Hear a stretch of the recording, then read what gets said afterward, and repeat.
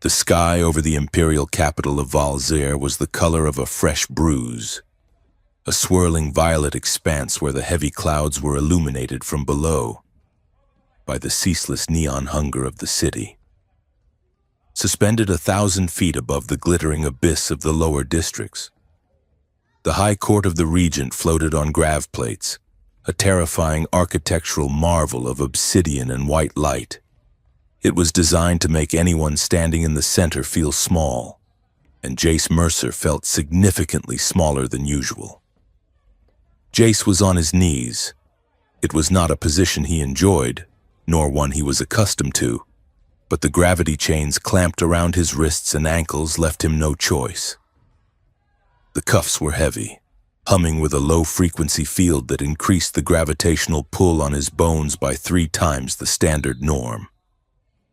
Every breath was a labor. Every movement felt like dragging his limbs through wet concrete. He looked up, sweat stinging his eyes. The courtroom was an amphitheater of cruelty. Thousands of Valzire citizens sat in the floating terraces that spiraled upward into the gloom, their faces illuminated by personal data screens and the harsh wash of the spotlights. To them, this was not a trial. It was a pre-game show. Above the dais, massive holographic screens looped the same grainy footage over and over again. It showed an explosion ripping through the royal spire, a figure in a courier's flight suit sprinting away from the smoke, and a blurred face that the Empire's biometric scanners had identified as Jace Mercer. Human instigator. That was the brand burning in red laser light above Jace's head. The Regent sat upon a throne that looked like it had been grown rather than built, a twisted exaltation of black metal and red velvet. Regent Vakar was a towering figure, his skin the pale gray of a shark's belly, his eyes 4 distinct points of burning amber. He raised a hand, and the murmuring crowd fell into a silence that felt heavy and expectant. "Bring forth the accusation," Vakar intoned, his voice amplified so that it vibrated in Jace's chest. A prosecutor in sweeping crimson robes stepped forward, pointing a long, talon-like finger at Jace. This human was found within the perimeter of the spire mere minutes after the detonation, the prosecutor announced, playing to the cameras that buzzed around the room like angry wasps. "He carries the stench of the Federation. He is an agent of chaos sent to destabilize our glorious order. We demand his life as the first payment for the war that must follow." The crowd roared. It was a hungry sound. They did not want justice. They wanted blood to grease the gears of a conflict they had been promised for a decade. Jace gritted his teeth. He wanted to shout that he was just a courier, that he had been delivering a crate of exotic fruit to a black market buyer in the lower city when the blast wave knocked him flat, that the security drones had scooped him up simply because he was the only human within 5 miles. But his throat was parched, and he knew no one was listening. Then the heavy doors at the back of the courtroom groaned open. The noise of the crowd did not stop, but it changed. The bloodlust curdled into something sharper, something laced with fear and awe. Princess Kaelira had arrived. She walked down the central aisle with a stride that could have cracked pavement. She was late, and she clearly did not care. She wore armor of iridescent ceramic that shifted color from oil-slick black to blinding silver as she moved. A high collar framed her face, sharp and severe, and her hair was a cascade of white that defied the gravity of the room. She looked like a weapon that had decided to be a woman for the afternoon. Jace watched her approach. He had seen hollows of the princess, usually waving from balconies or cutting ribbons at starship launches, but the reality was different. She was taller than he expected, and there was a violence in the way she held herself. Her eyes were dark, almost black, and they swept over the court with a boredom that was more insulting than anger. But as she passed close to the prisoner's circle, Jace saw something else. He saw the way her jaw tightened when she looked at the regent. He saw the faint tremor in her left hand that she suppressed by gripping the hilt of the ceremonial blade at her hip. And he saw the collar. It was not jewelry. It was a bio-sigil, a construct of living metal and nerve wire that coiled around her throat and plunged hidden tendrils down her spine. It pulsed with a faint, rhythmic blue light, synchronized with her heartbeat. To the galaxy, it was a symbol of royal lineage. To anyone who knew how to look, it was a leash. Kalira ascended the dais but did not bow to the regent. She stopped 3 steps below him, turning to face the crowd. "I apologize for the delay," she said, her voice cool and clear, cutting through the ambient noise. "I was detained by the incompetence of your perimeter guard. If we are to go to war, Uncle, I suggest we train them to distinguish between a royal transport and a garbage scow." The regent's amber eyes narrowed. A ripple of nervous laughter moved through the terraces. "Princess," the regent said, his voice oily with false patience. "We are in the midst of sentencing the assassin. Verification is required," Kalira said. She stepped down from the dais, moving toward Jace. The crowd leaned forward. "The War Council demands certainty before we launch the fleets. I have been ordered to verify the prisoner's guilt personally." She stepped into the gravity circle. The pressure did not seem to affect her, though Jace saw the bio-sigil flash a brighter blue, compensating for the strain on her physiology.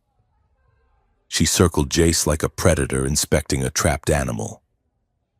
She walked slowly, her boots clicking rhythmically on the obsidian floor. Jace looked up at her. He expected her to spit on him or strike him. Instead, she knelt.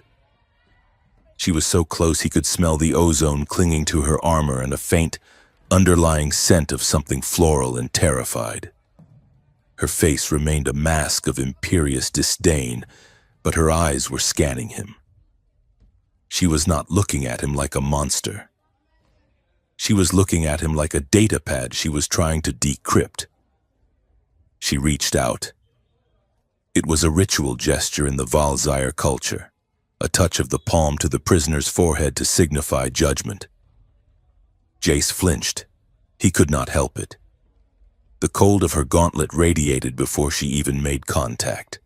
At his flinch, Kalira jerked back as if she had been burned. The sigil at her throat flared white, and a spasm of pain crossed her face so quickly that if Jace had blinked, he would have missed it. She recovered instantly, masking the pain with a sneer. "Cowardice," she declared to the room, typical of his species. She leaned in again, and this time her hand moved to his jaw, forcing his head up. Her grip was iron, but her thumb brushed against the pulse point of his neck. She was checking his heart rate. She was checking his pupil dilation. "Tell me, human," Kalira said, loud enough for the microphones to catch. "Did you enjoy the fire? Did you feel powerful when the spire fell?" Jace tried to pull away, but the gravity chains held him fast. He spat the words out, his voice raspy. "I was delivering fruit, Your Highness. If I wanted to blow something up, I would have started with that ridiculous chair your uncle is sitting in." The court gasped. A collective intake of breath sucked the air out of the room.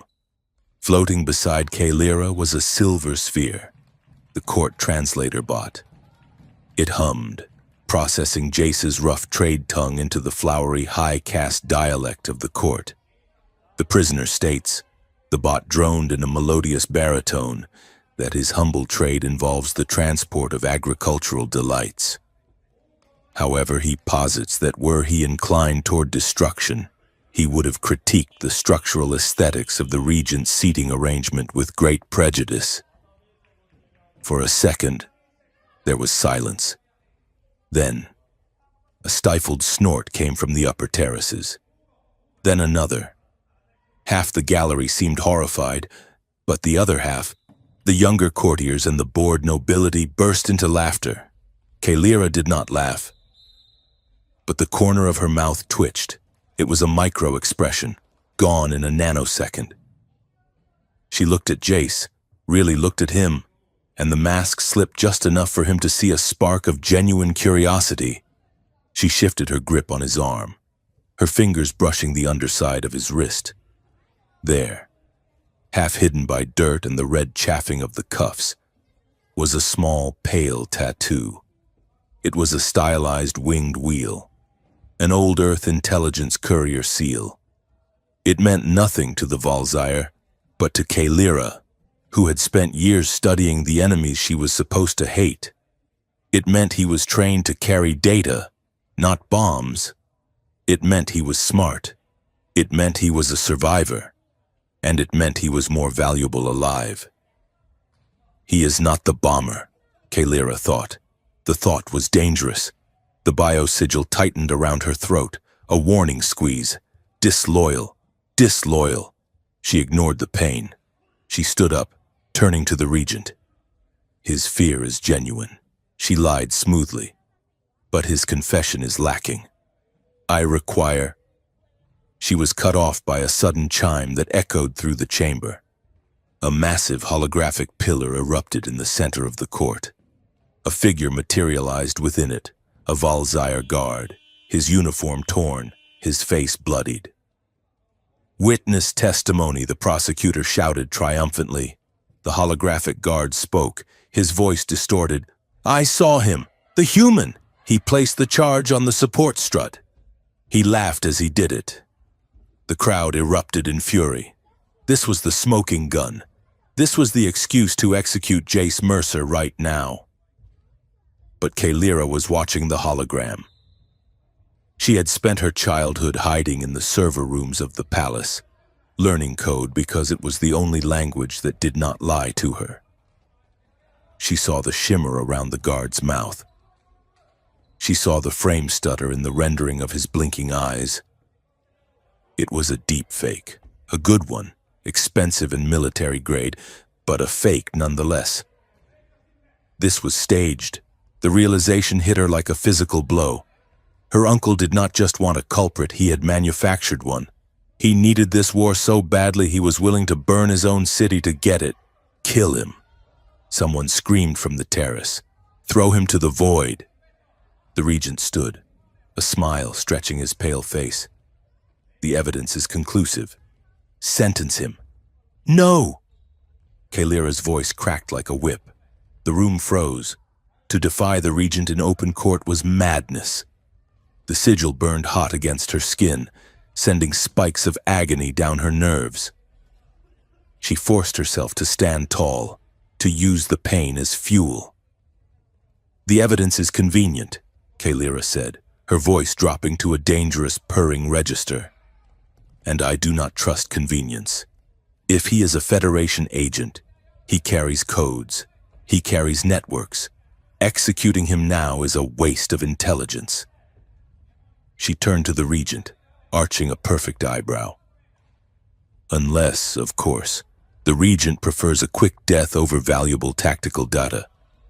Are we so afraid of what he might say? It was a trap, and the Regent knew it. If he insisted on execution now, he looked weak, afraid of a human. If he let Kaelira take him, he risked the truth coming out. But the Regent was arrogant. He believed Kaelira was his creature, bound by the sigil. He believed no one could break his design. Take him, the Regent spat, sitting back down. You have 1 hour, Princess. If he has not confessed by then, I will skin him myself on national broadcast. Kaelira bowed, a mockery of respect. That will be ample time. 2 guards dragged Jace to his feet. Kaelira did not look at him again until they were deep in the bowels of the floating court. The interrogation chamber was a box of white metal that seemed to absorb sound. There were no windows, only the harsh glare of lighting strips recessed into the ceiling. In the center of the room was a pillar of black thermal stone designed to drink body heat. Jace was chained to it. The cold of the stone seeped into his back, numbing his muscles, slowing his heart. He was shivering, his breath coming in white puffs of mist. The door hissed open. Kaylira entered. She was alone. She had dismissed the guards at the door, claiming she needed absolute focus. Now. She stood by the entrance, tapping a command into the wall panel. The lights dimmed slightly. The recording devices in the corners of the room cycled their lenses, their red tally lights blinking steady. She approached him slowly. The arrogance she had worn in the courtroom was gone, replaced by a tense, vibrating energy.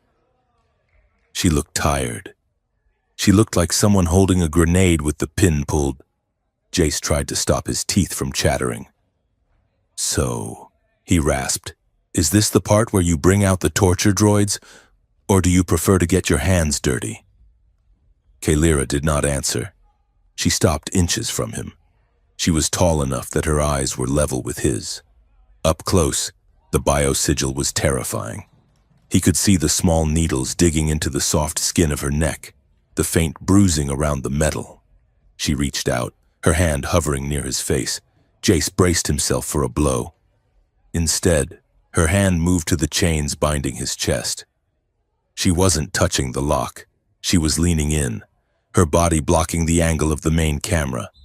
She leaned in close, so close that her forehead almost touched his. Her voice dropped, low and dangerously soft, a whisper meant only for him and the recording devices that would misinterpret the context. "Unchain me, human. I'll teach you desire." Jace blinked, his brain stalling. It was the most surreal thing he had ever heard. The words were seductive, a purr of promise, but her eyes were screaming. Before he could process the absurdity of the line, he felt something cold and sharp slide from her palm into his clenched fist. It was a shard of crystal, jagged and humming with a faint frequency. Jace froze. He looked at her, confusion warring with instinct. Kaylira pulled back slightly, her expression shifting into a mask of cruel amusement for the benefit of the cameras. The twist hit him. She wasn't asking him to free himself. She had just given him a key. "Why?" Jace whispered, his lips barely moving. Kaylira turned her back to him, pacing the small room. She spoke loudly, her voice echoing off the metal walls.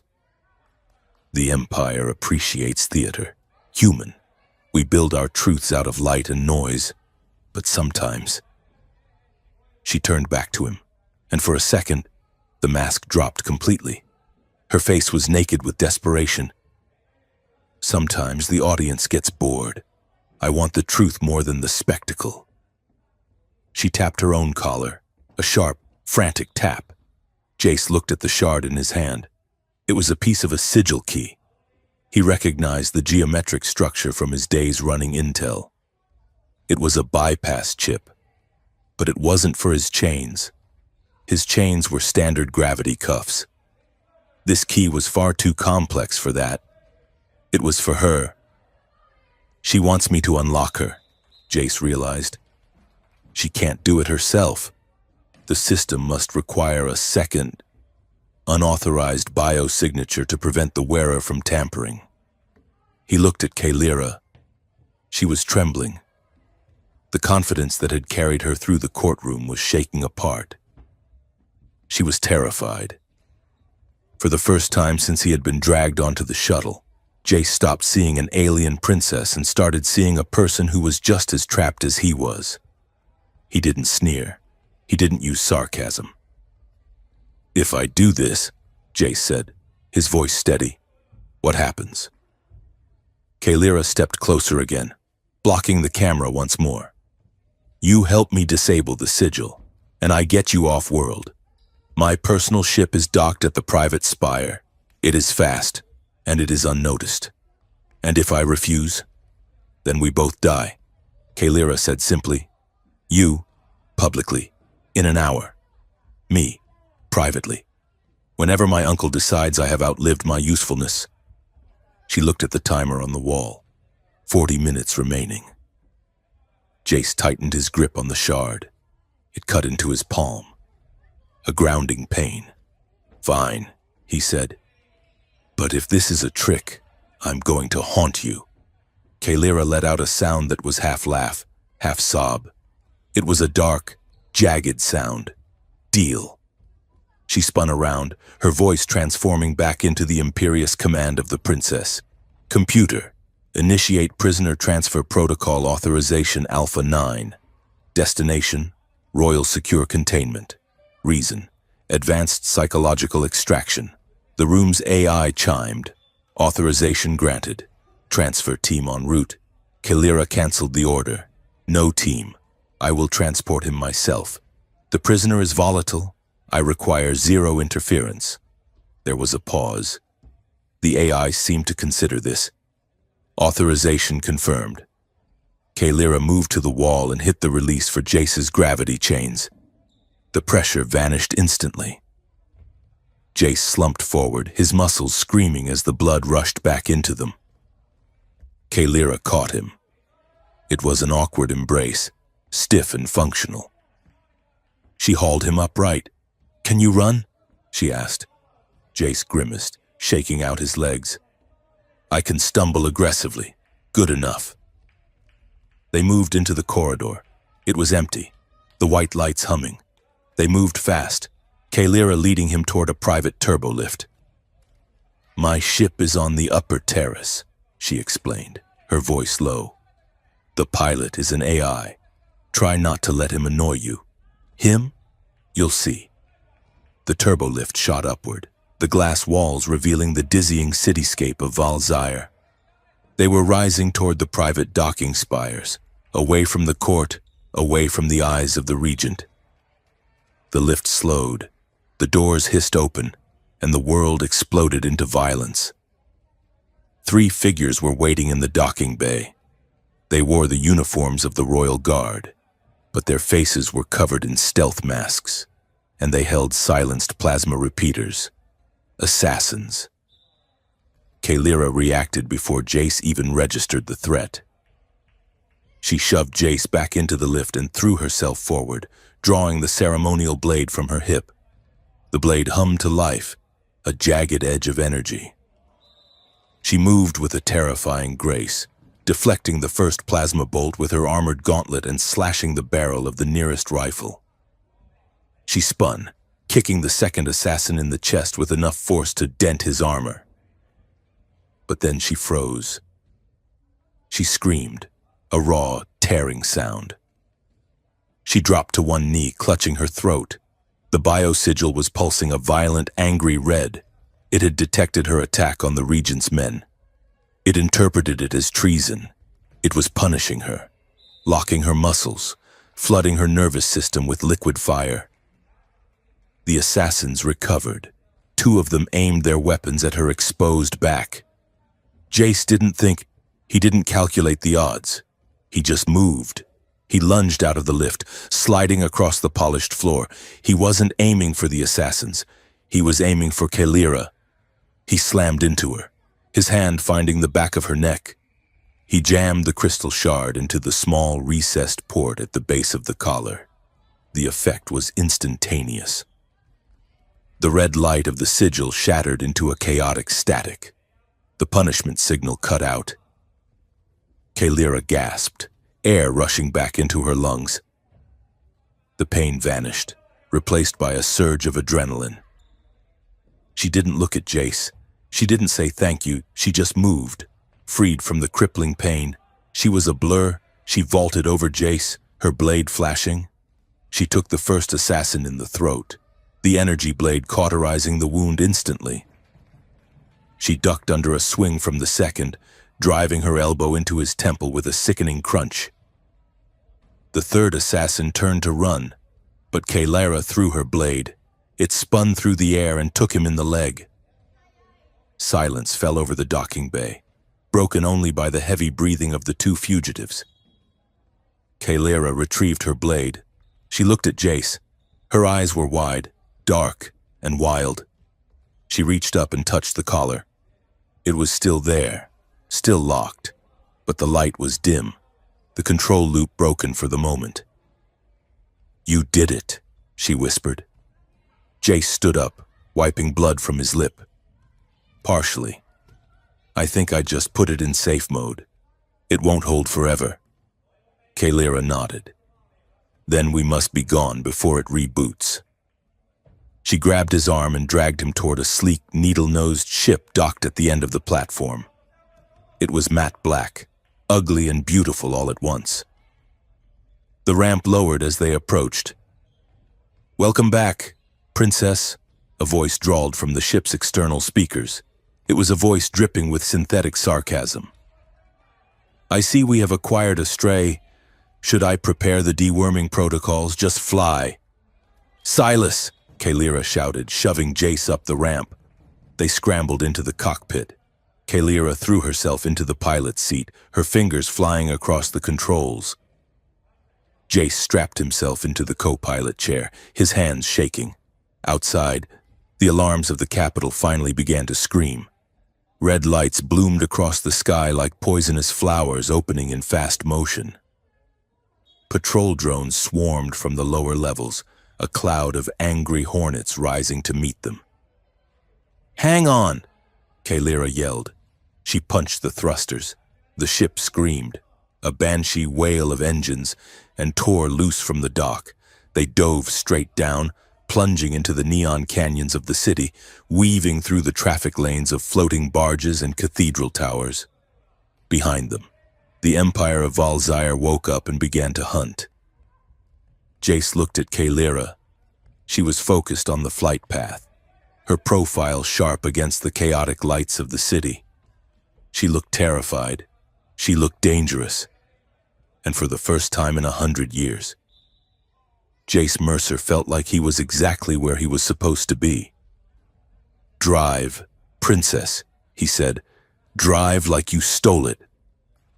Kalira glanced at him, and a small, wicked smile touched her lips. "I intend to, human. I intend to." The ship banked hard, vanished into the steam and shadow of the underworld, and the chase began. The Night Shrike dove through the atmosphere of Valzyre like a needle piercing a velvet curtain. Kalira flew the way she walked, with a terrifying mixture of grace and aggression. She banked the ship hard to the left, slotting it into a heavy traffic lane occupied by floating barges the size of city blocks. The barges were hauling raw plasma from the lower refineries.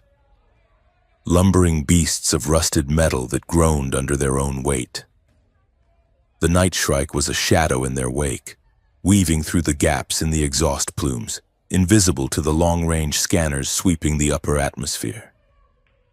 Jace Mercer gripped the armrests of the co-pilot seat until his knuckles turned white.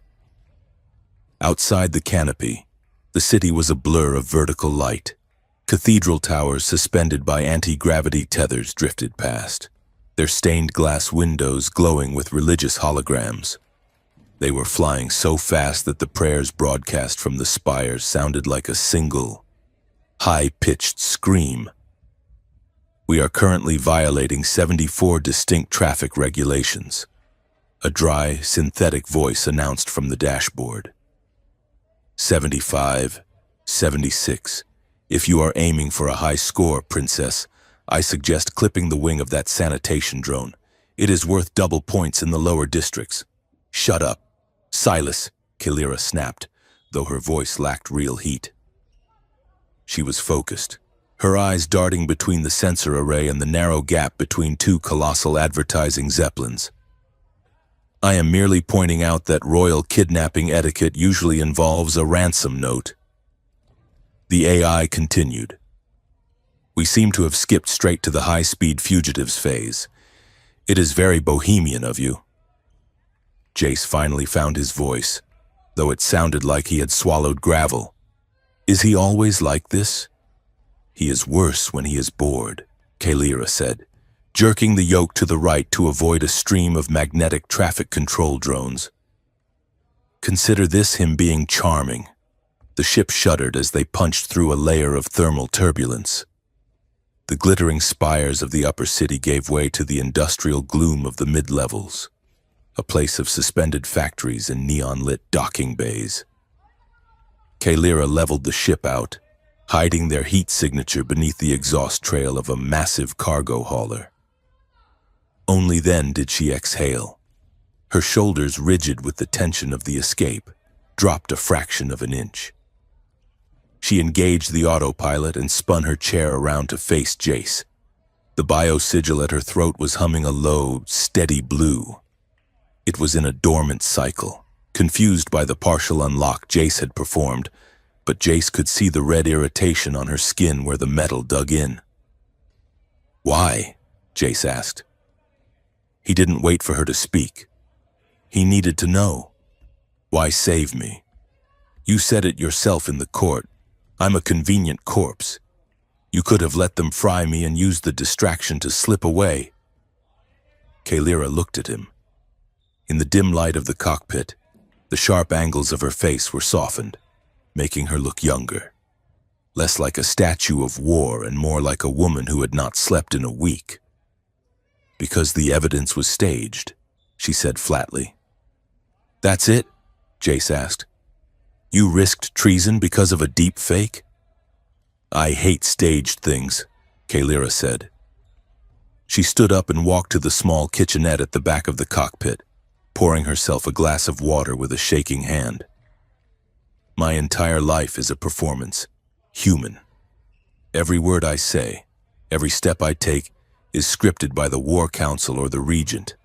When I saw that video, the glitch in the frame, the lazy coding, it insulted me. If they are going to lie to start a war, they should at least have the decency to do it well." She took a sip of water, her eyes fixed on the metal floor, and, she added, her voice quieter, "I needed a hand." Jace looked at his own hands, still grimy from the dungeon. "You have hands," he said. "You have an entire royal guard." "Not for this," Kalira said. She tapped the sigil with a fingernail. It made a dull, metallic click. "This collar is not just a restraint. It is a symbiotic nervous system interface. It is programmed to recognize my DNA, my biorhythms, and the biosignatures of every authorized citizen in the Empire. If I try to remove it, it stops my heart. If a guard tries to remove it, it stops my heart. If a doctor tries to surgically excise it, it detonates." She looked up at him, her dark eyes intense. "The Regent is paranoid," she said. "He built the lock to be unbreakable by anyone subject to Imperial law. But he has a blind spot. He considers outsiders, humans, specifically, to be so beneath notice that he did not code your biological markers into the threat matrix. To the sigil, your hand is a ghost. It is a non-imperial variable. You are the only thing in this galaxy that can touch the mechanism without killing me." Jace sat back, processing this. He wasn't a partner. He was a loophole. "So I am a walking screwdriver," Jace said dryly. Kalira's lips quirked, a very loud, very fragile screwdriver. "And right now, you smell like a detention cell. Go to the med bay. Silas will scan you for injuries. If we are going to survive the night, I need you functional." Jace stood up, his knees popping.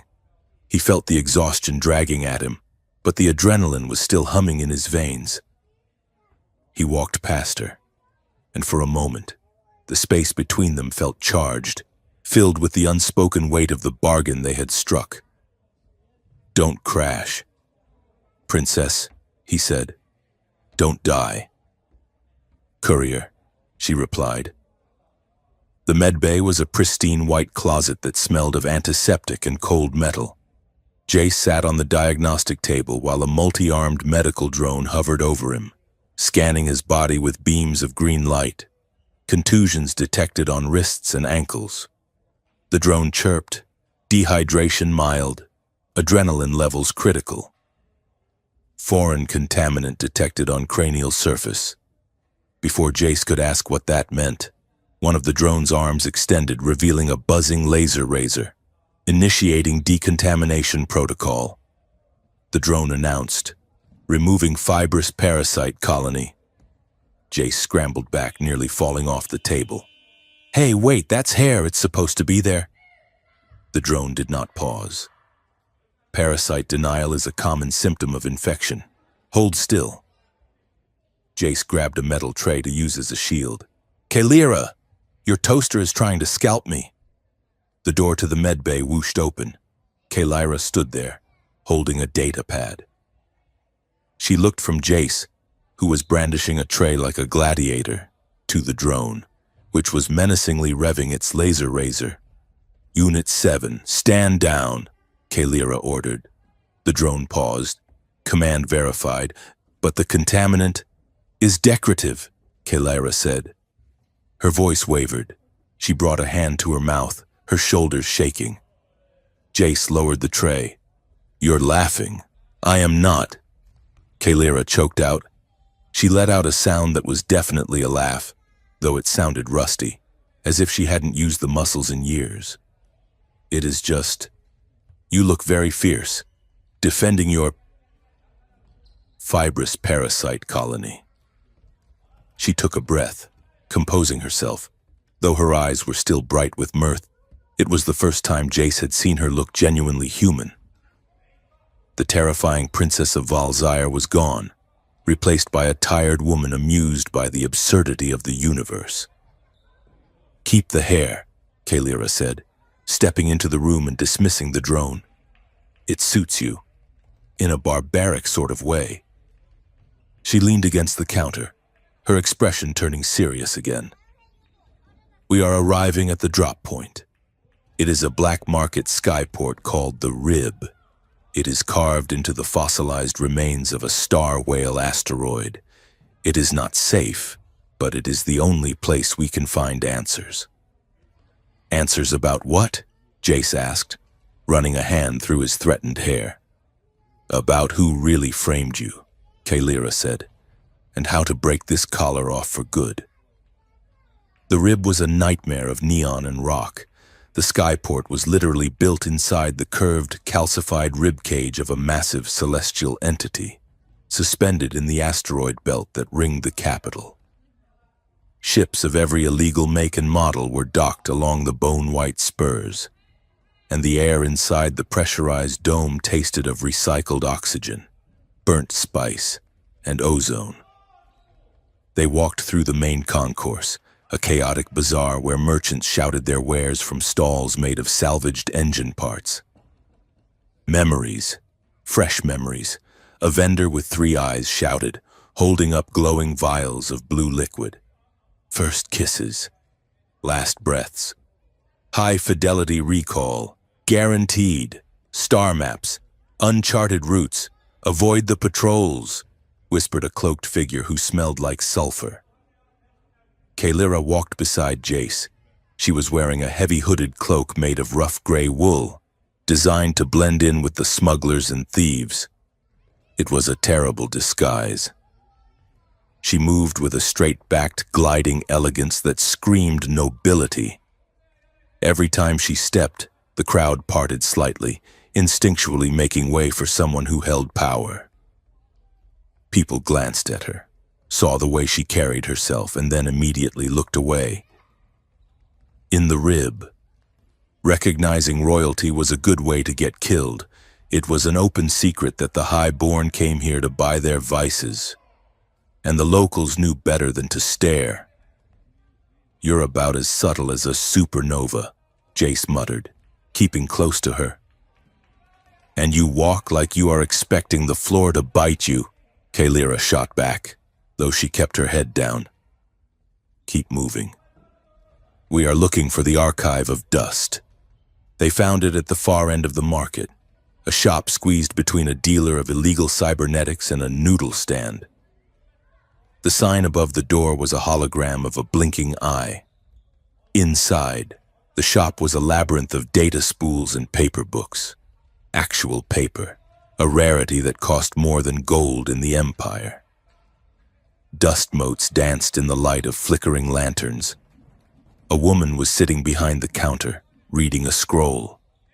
She was old, her skin like crumpled parchment, and her fingers were stained with black ink.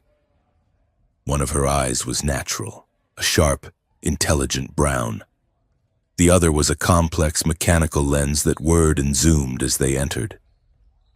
"Well, well," the woman said, her voice like dry leaves. "If it isn't the stray cat and her new toy."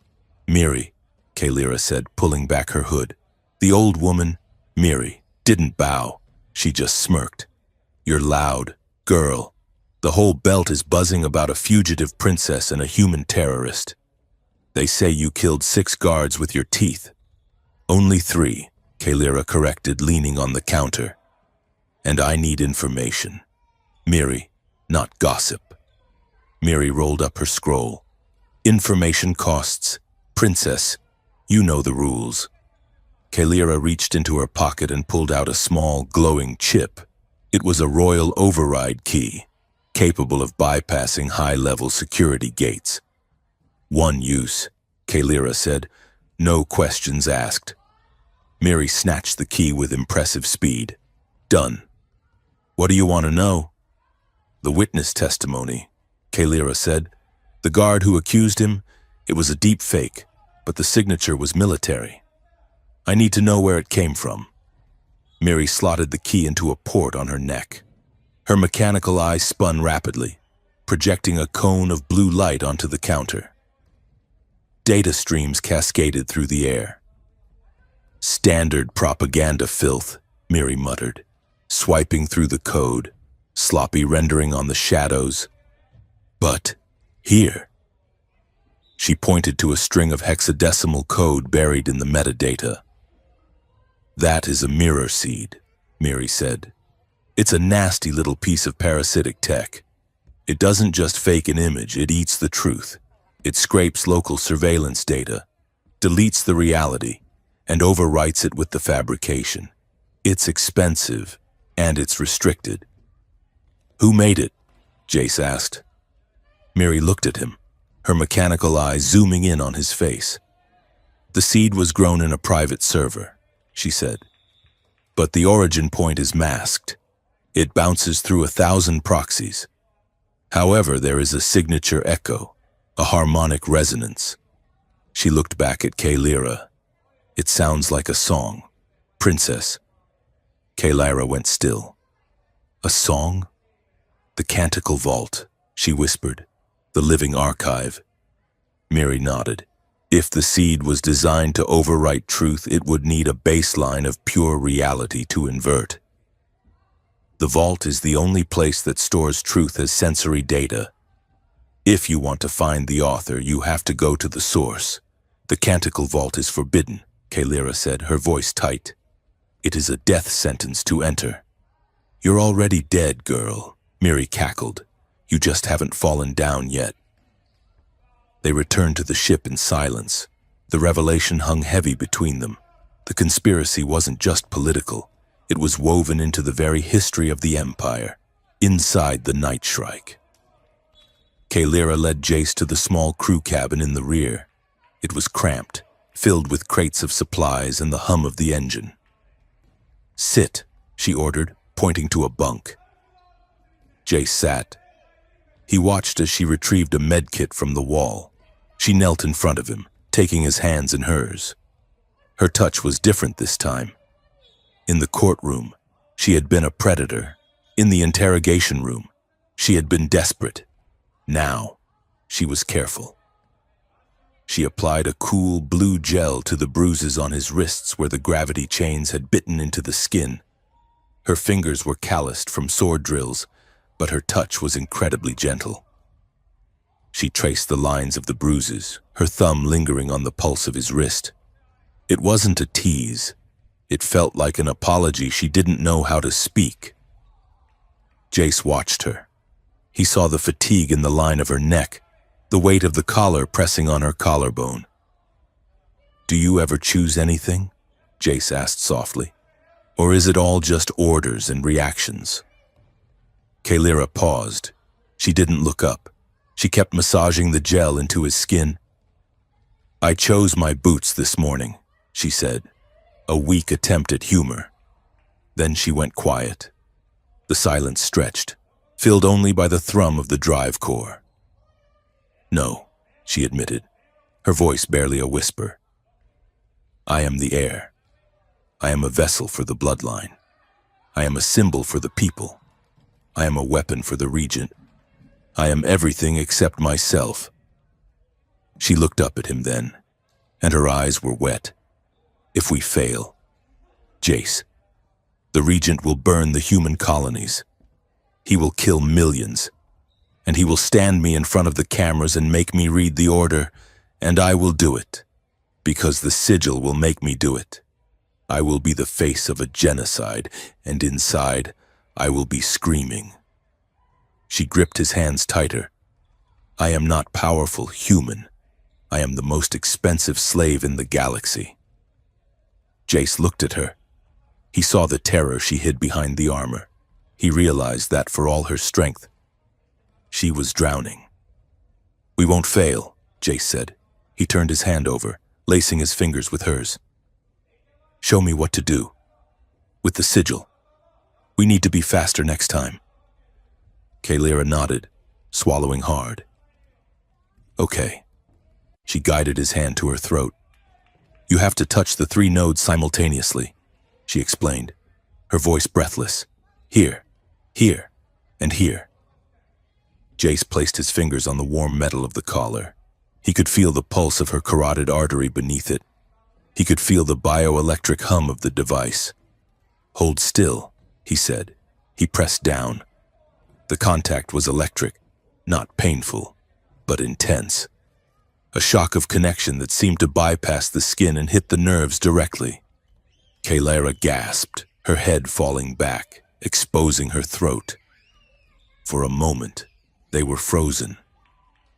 Jace, his hand wrapped around the source of her pain and her power. Kaylira surrendered to his touch, her eyes fluttering shut. It was intimate in a way that had nothing to do with romance and everything to do with trust. She was giving him the ability to unmake her. Her eyes snapped open. She looked at him, her pupils blown wide. It wasn't just lust. It was shock. The shock of being touched by someone who didn't want anything from her. The shock of feeling a hand that wasn't a command. She pulled back, breaking the connection. Her breathing was ragged. "That is sufficient practice," she said, her voice trembling. Jace pulled his hand back, his own heart hammering against his ribs. "Yeah," he said. "Sufficient." The moment was shattered by Silas's voice booming over the comms. "Interruption of sentimental bonding moment. We have company. And they look very aggressive." Kaylira was on her feet instantly, the vulnerability vanishing behind the mask of the soldier. "Bounty hunters," she hissed. They ran to the cockpit. Through the viewport, they saw the skyport swarming. A dozen armored skiffs were descending on the docking spur where the Night Shrike was parked. Figures in heavy combat suits were jumping onto the asteroid surface, weapons drawn. "They found us," Jace said. "How?" "It doesn't matter," Kaylira said, grabbing her blade. "We can't launch. They have the docking clamps locked down. We have to go on foot." They sprinted out of the ship, back into the chaos of the market. The bounty hunters were pushing through the crowd, scanning faces. "There!" one of them shouted, pointing a heavy cannon at Kaylira. "The target! Run!" Kaylira yelled. They bolted through the bazaar. Jace knocked over a stack of cages filled with singing lizards, creating a chaotic barrier. Kaylira vaulted over a stall selling anti-gravity fabric, her cloak billowing behind her like smoke. Laser fire chewed up the ground at their heels. The market erupted into panic. "Silas!" Kaylira shouted into her comlink. "Do something." "I am attempting to manage the fan club," Silas replied. Suddenly, the heavy blast doors of the main concourse slammed shut, cutting off half the bounty hunters. "Crowd control active," Silas chirped. "Please leave a review of your experience." They ran into the sector of the market dedicated to luxury decor. They were sprinting past massive floating koi ponds, suspended in bubbles of water held together by force fields. Jace ducked as a plasma bolt sizzled past his ear. It struck one of the koi bubbles. The force field popped. 1,000 gallons of water and 50 giant bioluminescent fish crashed down onto the pursuing hunters. Jace scrambled up a ladder, hauling Kalira up after him. They were on the upper maintenance gantry now, looking down at the wet, floundering chaos. The hangar bay. Kalira pointed. They reached the edge of the skyport. A rack of small, open cockpit skimmers sat waiting for repair. They were rusted buckets, barely space-worthy. "Take that one." Kalira pointed to a skimmer that looked like it was held together by duct tape and prayers. They jumped in. Jace hot-wired the ignition while Kalira laid down covering fire with a pistol she had snatched from a confused merchant. The engine coughed, spat black smoke, and roared to life. "Hold on!" Jace yelled. He gunned the throttle. The skimmer shot off the edge of the asteroid, plummeting into the void. Below them was the ion storm, a swirling nebula of purple lightning and magnetic hail that acted as the natural barrier for the black market. "We have to go through it," Kalira shouted over the wind. "It's the only way to lose them. Into the storm?" Jace yelled back. "That's suicide!" "It's an adventure," Kalira laughed. And it was real. As they dove into the violently beautiful clouds of the storm, the lightning dancing around them, Kalira threw her head back and laughed. It was a sound of pure, terrified, exhilarating freedom. Jace looked at her, hair whipping in the wind, eyes shining with the reflection of the storm, and he couldn't help it. He smiled back on the asteroid, in the quiet dust of the archive shop. Miri watched the skimmer disappear into the nebula. She stood by the window, her mechanical eye whirring softly. In her hand, she held a heavy bag of Imperial credits. On the desk behind her, a small screen blinked. It showed the trajectory of the Night Shrike, tagged with a bright red tracer signal. Miri looked at the credits. Then she looked at the storm where the girl she had once helped raise had just vanished. She didn't count the money. She swept the bag off the table with a violent motion, spilling the coins across the floor. She put her head in her hands, her ink-stained fingers clutching her gray hair. "Forgive me, little bird," she whispered to the empty room. "But no one says no to the Regent. No one." The ion storm had felt like a baptism, a chaotic wash of violent energy that promised freedom. But the silence that followed was the silence of a grave.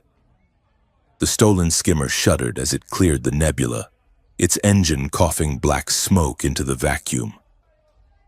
Kalira checked the navigation console, her fingers flying across the cracked glass interface. "We are clear," she said, though her voice was tight. "The storm masked our vector. We have a 3-hour lead before they can re-triangulate." She reached for the auxiliary power switch, and that was when she saw it. It was a small, blinking light on the underside of the console, tucked away near the fuse box. It was not a system warning. It was a foreign signal, a red pulse, steady and rhythmic, beating like a tiny, treacherous heart. Kalira froze. She knew that frequency. It was an encrypted merchant tag, the kind used to track high-value cargo through the black market. "Miri," she whispered. The name tasted like ash in her mouth. Jace leaned forward, following her gaze. "What is it?" "A tracer," Kalira said, and the betrayal hit her harder than any physical blow. She had trusted Miri. She had believed that debts meant something in the underworld. But Miri had sold them. The old woman had taken the Regent's coin and tagged the ship while Kalira was distracted by the deep-fake data. Jace reached for the tag to rip it out. "Don't!" Kalira shouted, grabbing his wrist. "If you disconnect it, it sends a tamper alert." They will know exactly where we... The proximity alarm screamed. It was too late. Space around them tore open. 3 interceptor drones dropped out of warp less than 2 miles off their starboard bow. They were sleek, silver predators, their weapon ports glowing with pre-fire ionization. "Hold on," Kalira yelled. She threw the skimmer into a dive. The first plasma volley missed them by inches, boiling the paint off the hull. The skimmer groaned, its frame twisting under the G-force. They were not in a warship. They were in a rusted bucket held together by optimism. Kalira aimed for the only cover available, a desolate moon looming below them. It was a nightmare world, its surface a rolling sea of black glass and jagged obsidian ridges. Lightning crawled along the ground like living ink, tethered to the surface by high-gravity anomalies. "We are going to crash," Jace stated, his voice calm despite the fact that he was gripping the crash bar so hard the metal was bending. "We are going to make a very aggressive landing," Kalira corrected. She fought the controls. The drones fired again. A bolt clipped the port stabilizer. The skimmer began to spin. The horizon became a blur of black and violet. The ground rushed up to meet them, a landscape of razor-sharp glass dunes. Kalira triggered the emergency retros. They fired for half a second before exploding. "Brace!" They hit the dunes. The impact was deafening, a shriek of tearing metal and shattering glass. The skimmer tumbled, gouging a trench through the obsidian sand, throwing up a spray of black shards that glittered like diamonds in the lightning flash. It rolled once, twice, and then slammed into the base of a rock formation, coming to a shuddering halt. Silence returned, heavier than before. Kalira gasped, air rushing back into her lungs. The cockpit was dark, illuminated only by the sparks raining down from the ruined console. She turned her head. Jace was slumped in his seat, blood trickling from a cut above his eye. "Jace?" He groaned, shifting. "I'm here." "I think all my limbs are still attached." They scrambled out of the wreckage. The air on the moon was thin but breathable, tasting of ozone and burnt copper. Above them, the drones circled like vultures, their scanners sweeping the crash site. "They think we are dead," Kalira whispered, pulling Jace into the shadow of the rock formation. "But they will send a ground team to confirm. We need to move." "Where?" Jace asked, wiping the blood from his eye. "It looks like hell froze over out here." Kalira pointed. A few hundred yards away, half buried in the black sand, was a structure. It was ancient, built of heavy dark stone that seemed to absorb the lightning strikes rather than deflect them. "There," she said. They ran across the glass dunes, the ground crunching beneath their boots. Every step kicked up dust that sparkled with static electricity. They reached the heavy iron doors of the structure just as a dropship roared overhead. Kalira jammed her override key into the lock. The mechanism groaned, the rust of centuries grinding against the gears, and the door slid open just enough for them to squeeze inside. They collapsed on the floor of the atrium, breathing hard. It was cold inside, a deep, penetrating chill that settled in the bones. Kalira stood up and ignited a flare from her belt. The red light washed over the room. It was a temple, or perhaps a prison. The architecture was severe, all sharp angles and oppressive arches. Dust lay thick on the floor, undisturbed for generations. "What is this place?" Jace asked, his voice echoing in the vast emptiness. "An outpost of the Order of Silence," Kalira said, her voice hushed. They were an extinct cult devoted to the concept of pure obedience. They believed that individual will was a sickness. She walked toward the walls. They were covered in murals, faded frescoes painted in pigments of blood red and void black. Jace followed her. He looked at the paintings, and his breath caught in his throat. The murals depicted figures, tall, regal beings with the unmistakable features of the Valzyre royal line. They stood in rows, their faces serene and empty, and around the neck of every single one of them was the collar, the bio-sigil. But in these paintings, the sigil was not just a restraint. It was shown with tendrils extending deep into the bodies of the royals, wrapping around their hearts, weaving into their brains. In one panel, a regent was shown kneeling before a faceless entity of pure light, the collar glowing, while a shadowy substance representing doubt or rebellion was drained from his body. "It's not just a lock," Jace said, horrified, "and it's a parasite."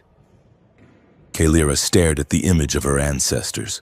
Her hand went to her own throat, touching the cold metal that encircled her life. "We are told it is a symbol of duty," she said, her voice trembling. "A reminder that we serve the Empire before ourselves. But this says the restraint is older than the Empire itself. It says we were never meant to lead. We were meant to be hollowed out." She moved to the next panel. It showed a royal figure standing next to a smaller, different being, an outsider. The outsider was touching the collar, and the royal's face was twisted in agony and ecstasy. The text beneath it was written in a dialect so old Kaelira had to sound it out. "The outsider is the temptation," she read. "The outsider brings the chaos of self. Beware the unbound hand, for it severs the sacred link." She turned to Jace. "This is the myth the regent uses," she said. "We are taught from birth that outsiders, humans especially, are corrupting influences. That your chaotic emotions, your lack of discipline will infect our clarity. That if we bond with you, we lose our way." She laughed, a bitter, jagged sound. "But the truth is the opposite. The text warns against you not because you corrupt us, but because you free us. You are the only ones who can break the signal. The Empire isn't afraid you will ruin us. They are afraid you will wake us up." The realization seemed to drain the last of her strength. She slumped against the wall, sliding down until she hit the floor. The flare sputtered, casting long, dancing shadows. "I am a machine. Jace," she whispered, "a biological component in a system of control. And I am tired. I am so tired." Jace knelt beside her. He didn't touch her. He just stayed close, a solid presence in the flickering dark. "You're not a machine," he said. "Machines don't get angry. Machines don't save couriers just because they hate bad editing." Kaelira looked at him. Her eyes were dark pools of panic, the stress of the crash, the betrayal, the crushing weight of history. It was too much. "You should go," she said suddenly. Her voice changed. It became the voice of the princess again, the voice of command. "Leave me here," she ordered. "The drones will scan the structure. If they find me, they will stop looking. You can slip out the back and you can survive." Jace didn't move. "No. That is an order, human!" Kaelira snapped. She stood up, her armor clinking. The sigil flared blue, responding to her attempt to assert authority. "I am commanding you to save yourself. I am protecting you. Get away from me before I get you killed." She pointed at the door, her fingers shaking. "Go!"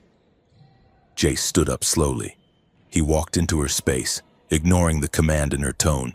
He stopped a foot away from her. "I am not your subject," he said. His voice was low, but it had a steel core that cut through her panic. "And I am not your property to be dispensed with." Kaelira flinched. The mask of the imperious royal cracked. "I am trying to save you," she pleaded. "The command gone." "You're trying to control the situation because you're scared," Jace said. "I get it. But you don't get to order me away. I'm here because I chose to be. I'm helping you because I want to. If we do this, we do it as partners. Not princess and courier, not owner and tool. He held her gaze. Set the boundary. Kaylira, or I walk.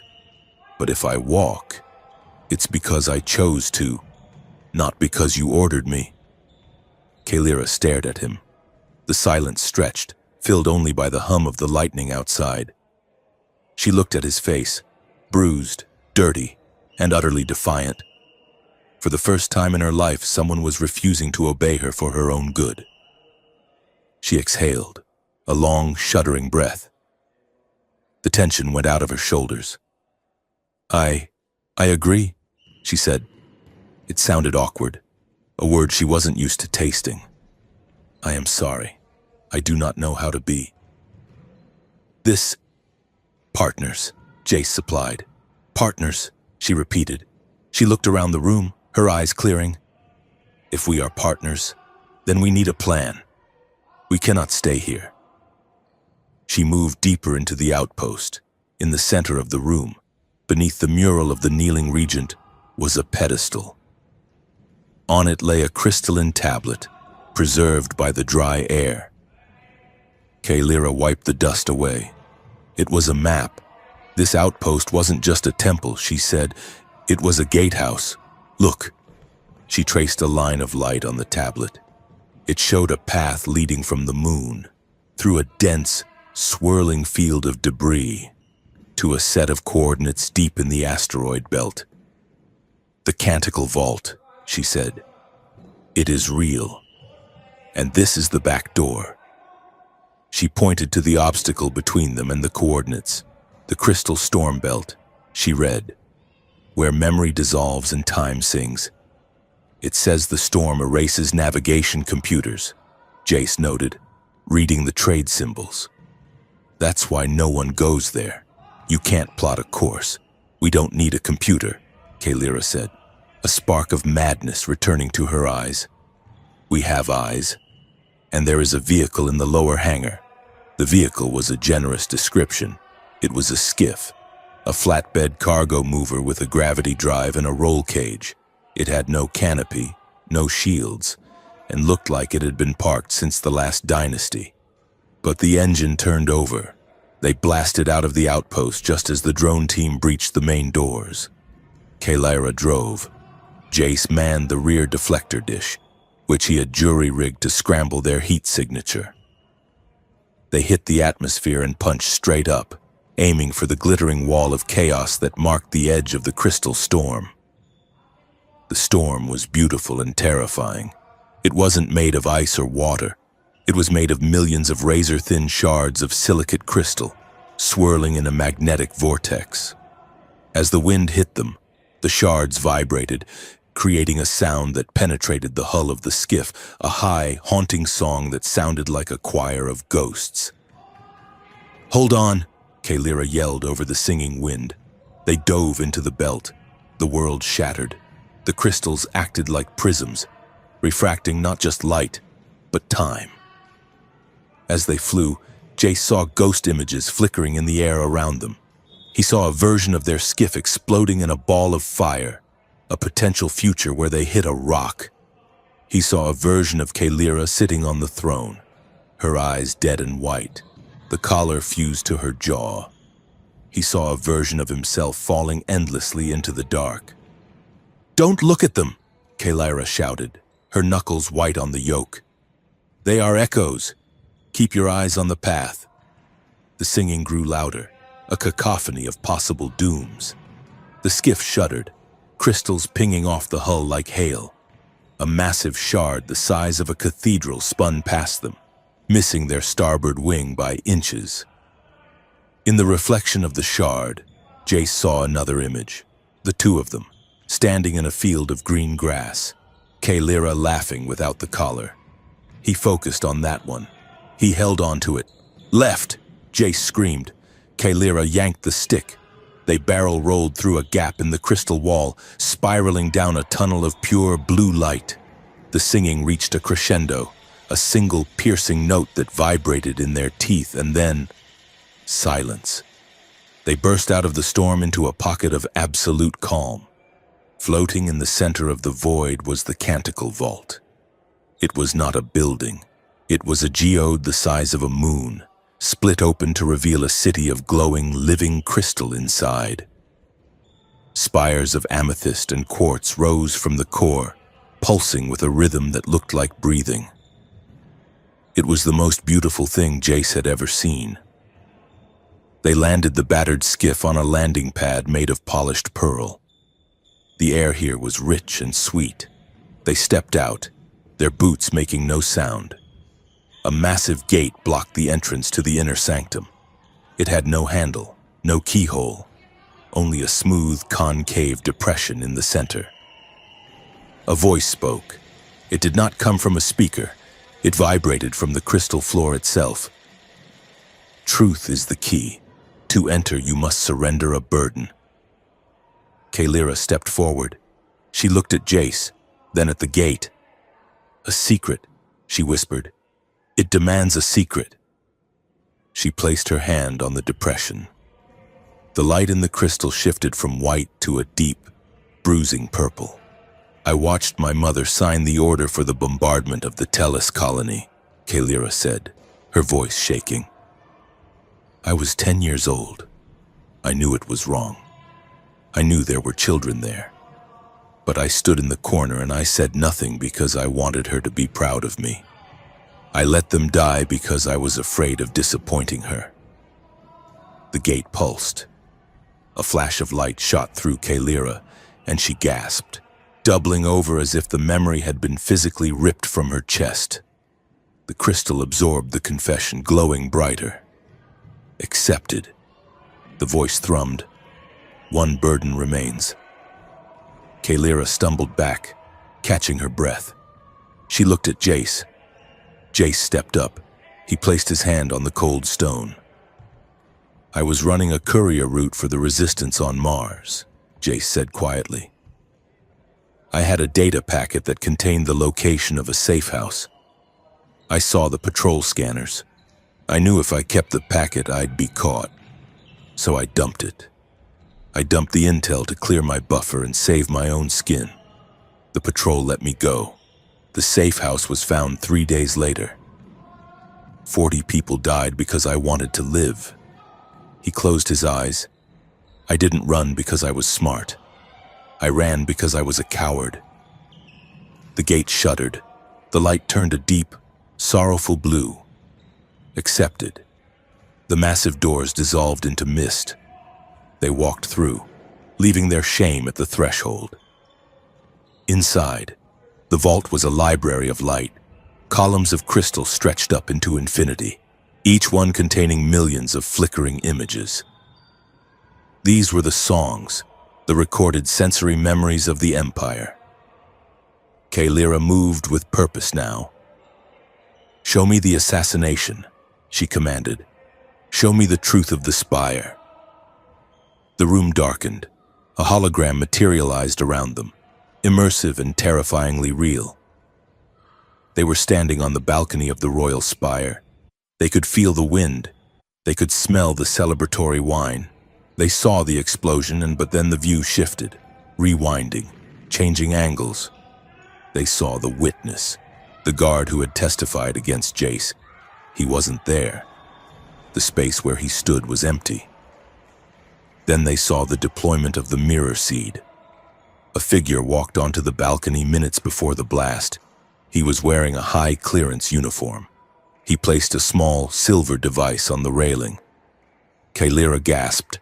That is the Regent's chief of security. But the memory wasn't done. The view zoomed in on the device. It showed the handoff, hours earlier. The scene shifted to a private office. The security chief was taking the case containing the seed from another man. A man with broad shoulders and a scar running down his left cheek. A man Kaylira had known her entire life, General Soren. Kaylira made a sound like a wounded animal. No, she whispered. No, not him. Soren was her mentor. He was the one who had taught her to fight. He was the one who had dried her tears when her mother died. He was the only person in the court she trusted. And there he was, handing over the tool that would frame an innocent man and start a war. It goes all the way to the bone, Jace said softly. Kalara fell to her knees. She didn't cry. She screamed. It was a scream of pure, unadulterated rage, a sound that shattered the silence of the library. She slammed her fist into the crystal floor, cracking it. "I will kill them," she hissed, looking up. Her eyes were burning. "I will burn the palace down. I will slaughter every single one of them." She looked at Jace, and for a second, he saw the regent in her face. He saw the tyranny of pain. She reached for him, grabbing his jacket, pulling him down to her level. "Help me destroy them," she said. Her voice was wild. "Be mine. Jace, be my weapon. Help me tear it down." She was close, her face inches from his. The energy between them was electric, dangerous. She wanted to claim him. She wanted to own him because ownership felt like safety. Jace didn't pull away. He held her ground. He took her face in his hands, forcing her to look at him. "I am not your weapon, Kalara, and I am not your subject." He leaned in, his forehead resting against hers. Their breath mingled. "You don't need to own me to have me on your side," he whispered. Kalara trembled. She looked at his mouth, then his eyes. "I don't know how to do this," she admitted, her voice breaking. "I don't know how to want something without taking it. That is what we are taught. Desire is conquest." "No," Jace said. He brushed his thumb over her cheekbone. "Wanting isn't taking, it's asking." Kalara went still, the rage drained out of her, replaced by a terrifying vulnerability. She looked at him like he had just spoken a language she had never heard but always understood. "Can I?" She started, then stopped. She tried again. "Will you stay? With me?" Jace smiled. It was a small, sad, real smile. "Yes." He stood up, pulling her with him. "Now let's get the proof and get out of here." They moved to the central column. Kalara interfaced with the crystal, extracting the data canticle. It formed a sphere of white light in her hand, a living proof sphere that contained the unedited footage of Soren and the security chief. "We have it," she said. As soon as she touched the sphere, a loud chime echoed through the vault. Data extraction detected. Archivist protocol initiated. A beam of light shot down from the ceiling, hitting both of them. It wasn't painful, but it felt like being dipped in ice water. On Jace's forehead, and on Kalara's cheek, a glowing white symbol appeared. It was the mark of the vault. "What is this?" Jace asked, rubbing his head. Kalara looked at him, her face pale. "It is a truth brand," she said. "The vault marks those who steal its secrets. It glows on every scanner. It cuts through every cloak." She looked at the sphere in her hand, then at Jace. "We are not just fugitives anymore. Jace, we are lighthouses. There is nowhere in the galaxy we can hide." Jace looked at the glowing brand on her face, then down at the proof that could save or end the world. "Then I guess we better run fast," he said. They turned and ran back toward the skiff, two glowing stars in the dark. As the crystal storm began to sing a new song, a song of war. The galaxy was screaming their names, and not in the way Kalara had once dreamed of.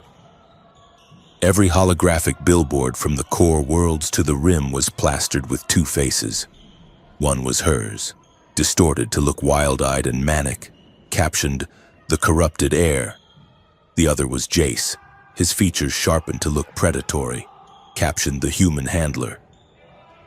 The narrative was simple, brutal, and effective. The princess had not rebelled, she had been infected. Her mind had been compromised by a human seducer who was using her to dismantle the glorious Valzyre Empire from within. "We look terrible," Jace commented. staring at a news feed projected on the wall of the grimy cargo container they were currently using as a changing room. They really need to update their file photos. I look like I eat gravel for breakfast. We need to look worse, Kalira said, tightening the straps of a velvet corset that cost more than Jace's entire childhood home. We need to look like desperation wrapped in silk. They were docked at the airlock of the Gilded Epoch, a colossal museum ship that drifted through the neutral zones of the capital sector. It was a playground for the ultra-rich, a place where senators and warlords mingled to trade secrets and appreciate art looted from dead civilizations. It was also, according to the encrypted files they had pulled from the Canticle Vault, the hiding place of the Laughing Synod. The Synod was a legend in academic circles, a cabal of historians, poets, and sociologists who believed that the only way to survive tyranny was to mock it. They didn't use bombs. They used satire. They leaked embarrassing financial records disguised as limericks. They sabotaged propaganda broadcasts with laugh tracks. And Kalira needed them. "I still do not understand my role," Silas said from the small drone unit hovering at Kalira's shoulder. The drone had been painted a soothing, medicinal pastel blue. "You are my emotional support chaperone," Kalira explained, fixing a heavy veil of spun gold over her face to obscure the glowing truth brand on her cheek. "The Empire says I am mentally unstable and prone to human influence. So, we are leaning into the lie. I am the fragile, recovering princess attending a gala to show I am healing. Jace is the problem." Jace tugged at the high collar of his stolen aristocrat's tunic. It was stiff, itchy, and covered in unnecessary buckles. "I am supposed to be Count Valen of the Outer Rim," Jace recited, "a distant cousin with a lot of money and very few brain cells." "Exactly," Kalira said. "Be loud, be arrogant, be so annoying that no one looks too closely at your face." They stepped out of the airlock and into the ballroom. The Gilded Epoch was breathtaking. The ceiling was a transparent dome revealing the star field, while the floor was a suspended ocean of liquid gold that rippled beneath the guests' feet. Hundreds of Valzyre nobles in gravity-defying gowns and ceremonial armor mingled, their laughter tinkling like broken glass.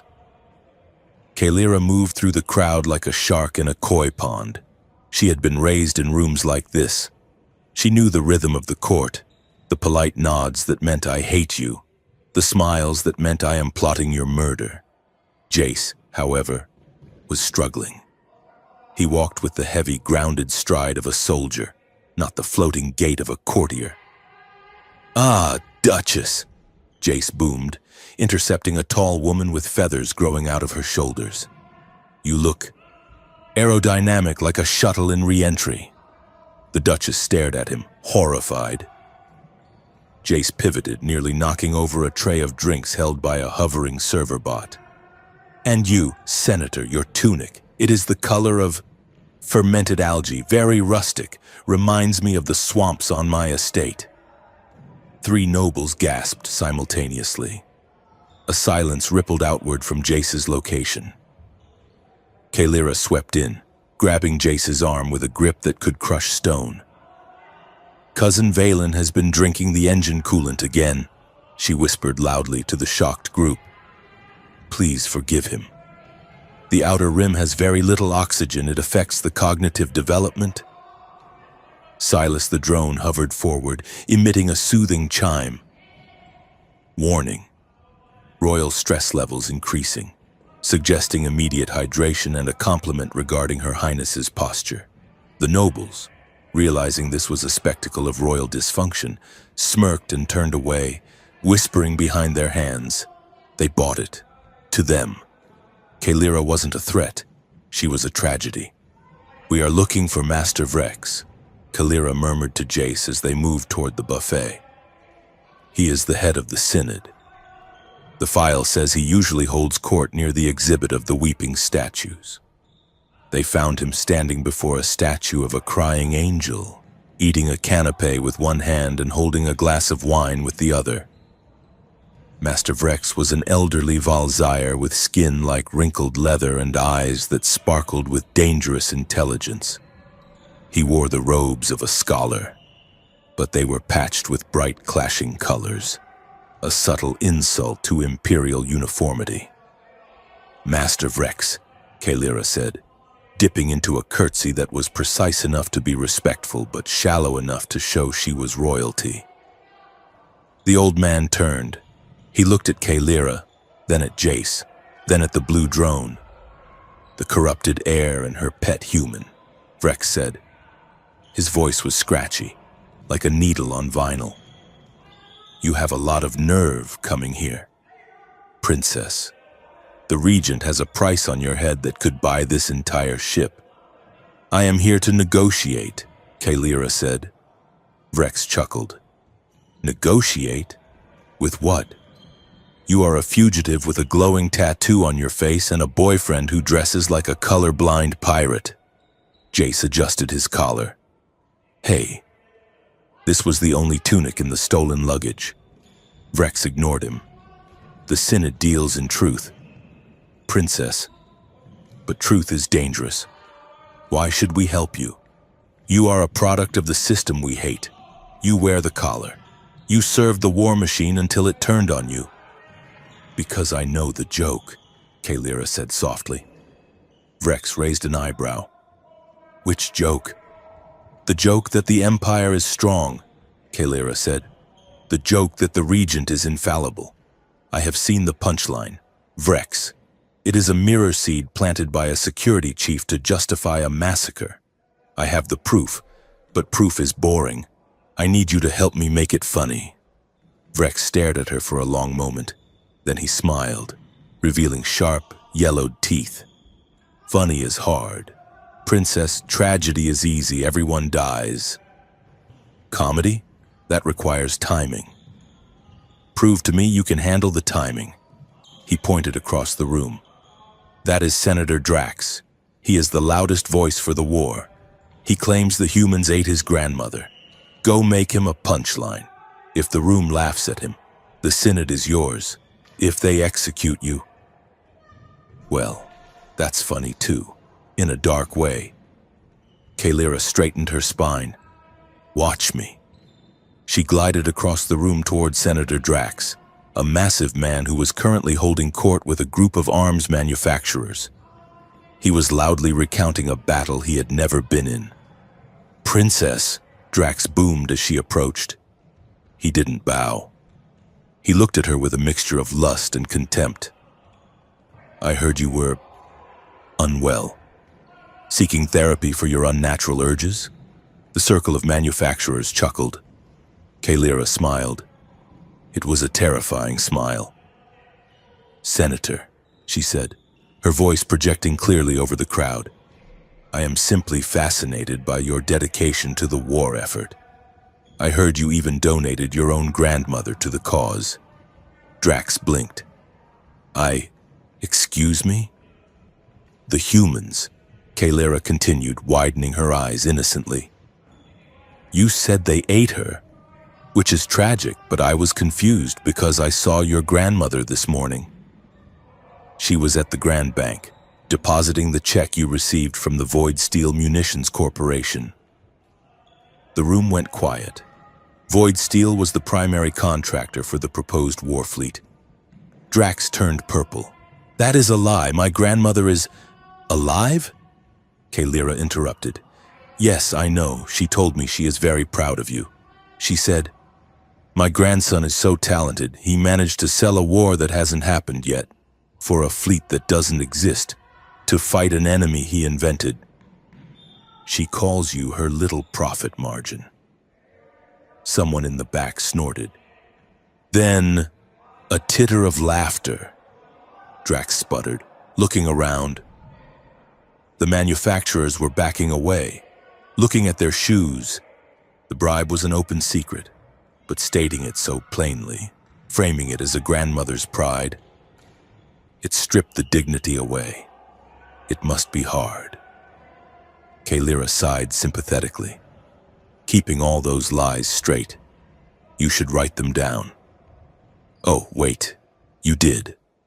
On the invoice. The laughter broke. It wasn't polite laughter. It was real, mocking laughter. The room was laughing at the warmonger. For a moment, the fear that held the court together dissolved. Drax roared, reaching for his sidearm. But before he could draw, a sound pierced the air. A high-pitched screech of feedback. Every screen in the ballroom turned red. The regent's face appeared, massive and distorted. Disobedience detected. Kaylira's hands flew to her throat. The sigil activated. This wasn't the dull ache of the warning pulse. This was the command override. The regent was accessing her bioports remotely. Kaylira screamed, a sound that was immediately cut off as her vocal cords seized. Her body went rigid. The neural lace in the collar fired, forcing her muscles to contract. Kneel. The regent's voice thundered from the speakers. Kaylira fought it. Veins popped in her forehead. She tried to stand, to remain upright, but her own skeleton was betraying her. Her knees hit the golden floor with a crack that echoed through the silent room. The laughter died. The crowd watched, terrified and fascinated, as their princess was folded like a paper doll by an invisible hand. Look at her, the regent sneered. The corruption brings her low. See how the human toxin weakens the royal blood. She cannot even stand. Tears of pain and humiliation streamed down Kaylira's face. She was exposed, helpless, a puppet on a string for the galaxy to pity. Then, a shadow fell over her. Jace was there. He didn't attack the screens. He didn't yell at the crowd. He dropped to his knees in front of her. He unbuttoned his ridiculous aristocrat's coat and spread it wide, holding it up like a shield. He blocked the cameras. He blocked the staring eyes of the court. He created a tiny private world in the middle of the nightmare. Breathe, Jace whispered. Look at me. Just me. Kaylira was gasping, her hands clawing at his chest. She was furious, furious that he was seeing her like this, furious that she needed him. I hate you, she choked out. The words squeezed through the pain. I know, Jace said. He wiped the sweat from her forehead with his sleeve. Hate me later. Right now, just breathe. Silas the drone zipped around them, projecting a localized strobe light that blinded the nearest cameras. Technical difficulties, please stand by. The princess is experiencing a reboot. Suddenly, the floor beneath them opened. A maintenance hatch slid back, and Master Vrex's head popped up. Timing is everything. The old man grinned. Down here, quickly. Jace scooped Kaylira up. Her legs wouldn't work, the sigil still locking her motor functions. He jumped into the dark, pulling the coat over them both as the hatch slammed shut, leaving the gala in chaos. They were in the maintenance spine of the ship, a long freezing tunnel lined with crates of cryogenically preserved art. The air was frigid, misting with their breath. Jace set Kaylira down on a crate containing a frozen sculpture of a three-headed lion. The sigil had released its grip as soon as the signal was blocked by the ship's hull, but Kaylira was still shaking. She wrapped her arms around herself, staring at the floor. That was effective, Vrex said, dusting off his robes. You got the laugh, and you got the sympathy. The regent overplayed his hand. Showing that kind of cruelty live, it makes people uncomfortable. Go away, Kaylira whispered. Vrex nodded at Jace. I'll be in the forward cabin. We have the broadcast key location you wanted, but you need to fix your soldier human. She's vibrating. Vrex walked away down the tunnel. Jace turned to Kaylira. Are you hurt? Kaylira looked up. Her eyes were dry now and hard as diamonds. Do not touch me, she hissed. Jace raised his hands. Okay, no touching. You saw me, she said, her voice rising. You saw me on my knees. You saw me broken. I saw you fighting a remote override that would have stopped a tank, Jace said calmly. I was weak, Kalira shouted. The sound rang off the metal walls. I am supposed to be the heir. I am supposed to be the strong one, and I was nothing, just a body he could fold. She paced the narrow corridor, her truth brand glowing angrily on her cheek. And you covered me, you shielded me. Was that wrong? Jace asked. Yes, Kalira spun on him. Because it means you are claiming me. That is what royals do. We protect things we own. If you protect me, you own me. And if you own me, I am just a thing again. She pushed him. It was a weak shove, but it carried all her fear. I don't want to be claimed. Jace, I don't want to be safe if the cost is being property. Jace took the shove. He didn't move. He waited until she stopped pacing, until the echo of her shouting faded. You think that's what claiming means? Jace asked quietly. Possession? That is what it has always meant, Kalira cried. The Empire claims worlds. The Regent claims power. Men claim women. To claim is to take. No, Jace said. He stepped closer, but he didn't cross the line she had drawn. To claim someone isn't to own them. Kalira, it's to stand next to them when the whole world wants to erase them. It's telling the universe, this person matters to me, and if you want to hurt them, you have to go through me first. He looked her in the eye. I threw that coat over you because I didn't want them to have the satisfaction of seeing you in pain, not because you're mine, but because I am yours. Kalira froze. The words hung in the cold air. I am yours. That is dangerous, she whispered. To be mine is to be a target. I've been a target since I was born. Jace shrugged. Might as well be a target for something worth it. Kalira looked at him. The shame was still there, but the rage was cooling, replaced by something softer, something that terrified her more than the anger. She sat back down on the frozen lion. We have a war to stop, she said, her voice trembling slightly. Yeah, Jace said. We do. The plan was madness. The war conclave was to be held in 2 days at the Celestial Arena in the capital. The Regent would use a master broadcast key to initiate the vote, a vote that was rigged to be unanimous. They had to steal the key before the vote started. To do that, they needed to move like ghosts. The training began in the deep storage of the museum ship. It was a montage of culture clashes. Kalira taught Jace the Imperial movement codes. Lift your chin, she instructed, tapping his jaw with a stylus. You walk like you are apologizing to the floor. An Imperial officer walks as if the ground is lucky to be stepped on.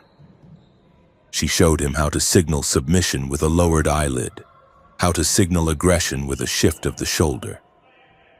She taught him the subtle, deadly language of the court, and Jace taught Kalira how to be human. You're too stiff, he told her as they practiced improvisation scenarios. You plan every sentence before you say it. If something goes wrong, you freeze. He threw a soft foam ball at her face. She caught it instantly, her reflexes perfect. See? Jace said. You caught it, but you didn't laugh. Why would I laugh? Kalira asked, confused. It is a projectile because it's ridiculous, Jace said. Improv is about rolling with the chaos. When fear tries to harden you, you have to stay soft enough to bend. He threw another ball. This time, he made a funny face as he did it. Kalira caught the ball, and a small, startled giggle escaped her. Better. Jace smiled. Between the sessions, they worked on the collar. The second layer of the sigil was harder than the first. It required Jace to interface with the neural lace directly, his fingers pressing against the sensitive skin at the nape of her neck. Ready? Jace asked. Do it, Kalira said. He pressed the sequence. There was a click, deeper and more resonant than the first. Kalira gasped. It wasn't pain this time. It was a flood. The sigil had been dampening her emotional receptors for 20 years, filtering out the highs and lows to keep her balanced. With the second layer gone, the filter vanished. She felt the cold of the room, sharp and biting. She felt the texture of her clothes, and she felt everything. Fear, hope, lust, sorrow, it all hit her like a tidal wave. She stumbled, grabbing Jace's shoulders to stay upright. "It is too loud," she whispered, eyes wide. "The feelings, they are too loud." Jace held her steady. "Ride it out.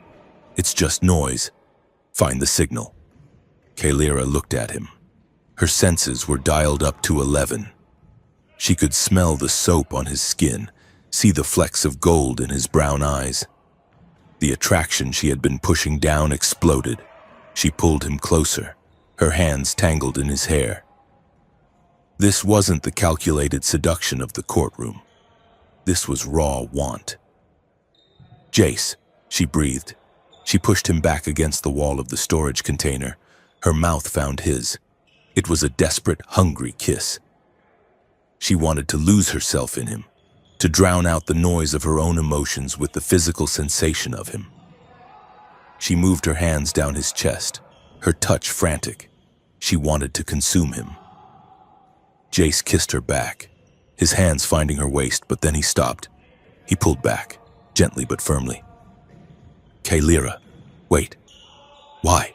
She panted, her eyes dilated. "Do you not want this?" "I do," Jace said, his voice rough. "I really do. But not like this. Not because you're overwhelmed and trying to plug a hole in your chest." Kalira stared at him. The rejection stung, but then she saw his face. He wasn't rejecting her. He was waiting for her. "You are free now, Kalira," Jace said softly. "Or almost free. That means you get to choose the pace. If we do this, it's because we both want to be here, not because the adrenaline is driving the car." Kalira leaned her forehead against his chest. She closed her eyes, listening to his heartbeat. It was steady. It was an anchor. "You are infuriatingly noble," she murmured. "I'm just tired of people using you," Jace said. "I'm not going to be one of them." Kalira took a deep breath. She stepped back, smoothing her hair. "Slow down," she said to herself. "Be deliberate." She looked at Jace. "Thank you." The next rotation, they received a message. General Soren wanted to meet. He claimed to have intel on the Regent's security protocols for the Conclave. He claimed he wanted to defect. Kalira knew it was a trap. But she also knew Soren was the only one who had access to the inner sanctum. They met him in the ruins of an old orbital shipyard. The skeleton of a dreadnought hung above them, casting long shadows. Soren was waiting. He was alone. "Kalira," he said, opening his arms. "You look tired, General," Kalira said, keeping her hand on her blade. Jace stood beside her, his body angled to cover her flank. "I saw the footage from the gala," Soren said, his face twisting with genuine disgust. "The Regent went too far. Humiliating you like that, it was unworthy of the crown." "Then help us stop him," Kalira said. "I intend to," Soren said. He snapped his fingers. From the shadows of the dreadnought, 20 commandos materialized. They were wearing stealth suits. Kalira and Jace didn't even have time to draw their weapons. Stun bolts hit them both in the chest. They woke up zip-tied to chairs in a prefabricated command center. Soren was pacing in front of them. "I am saving you." "Kalira," Soren said earnestly. He truly believed it. "The Regent is mad. He will destroy the Empire with this war. But you cannot rule alone. You are compromised." He gestured to Jace, who was groggy and bleeding from the nose. This human has infected you with ideas of democracy and softness. That is why I have made a deal." "A deal?" Kalira asked, testing the strength of the zip ties. "There is a warlord in the rim sectors. Powerful, brutal. He has agreed to provide the fleets we need to overthrow the regent. In exchange, he requires a legitimate claim to the throne." Soren smiled, a fatherly, terrifying smile. "You will marry him, Kalira. You will be the symbol of the new empire. You will be safe, protected, and honored." "And Jace?" Kalira asked, her voice dead calm. Soren glanced at Jace as if he were a piece of furniture. "The human will be removed, quietly. We cannot have your past scandals haunting the new regime." Jace looked at Kalira. He didn't look afraid. He looked ready. Kalira looked at Soren. She looked at the man who had raised her, and she saw the truth. He didn't want to save her.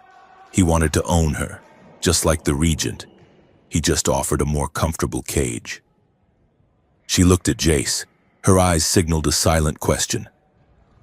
"Are you ready?" Jace nodded imperceptibly. Kalira turned to Soren. She let her shoulders slump. She let a tear fall. "You are right, General," she whispered. "I am tired of fighting. I just want to be safe." Soren sighed in relief. He stepped forward and cut her zip ties. "Good girl. I knew you would see reason." Kalira stood up. She rubbed her wrists. She walked over to Jace. "Say goodbye to him," Soren said magnanimously. "Closure is important." Kalira leaned down to Jace. She cupped his face. "I'm sorry," she whispered. Then she kissed him. It was a soft, chaste kiss. But as she pulled away, her hand slipped from his cheek to his bound hands. She pressed something small and cold into his palm. It was the third and final component of the sigil key, the one she had built from the scrap tech on the museum ship. She stood up and turned to Soren. "I am ready, General. Take me to my new husband." Jace watched her go, the key burning a hole in his hand. He didn't struggle. He didn't shout. He waited. Because for the first time, he knew exactly what the plan was. She wasn't submitting. She was positioning. And when the moment came, they were going to burn the whole house down. The return to the royal palace was not a homecoming. It was a descent into the belly of a jeweled beast. Kalira stood on the balcony of her childhood chambers, the same room where she had once practiced her curtsies and memorized the lineages of dead warlords. Now, the room felt like a mausoleum. The silk drapes were too heavy. The air scrubbers hummed with a sterile, recycled scent, and the door was guarded by 4 of the regent's elite praetorians.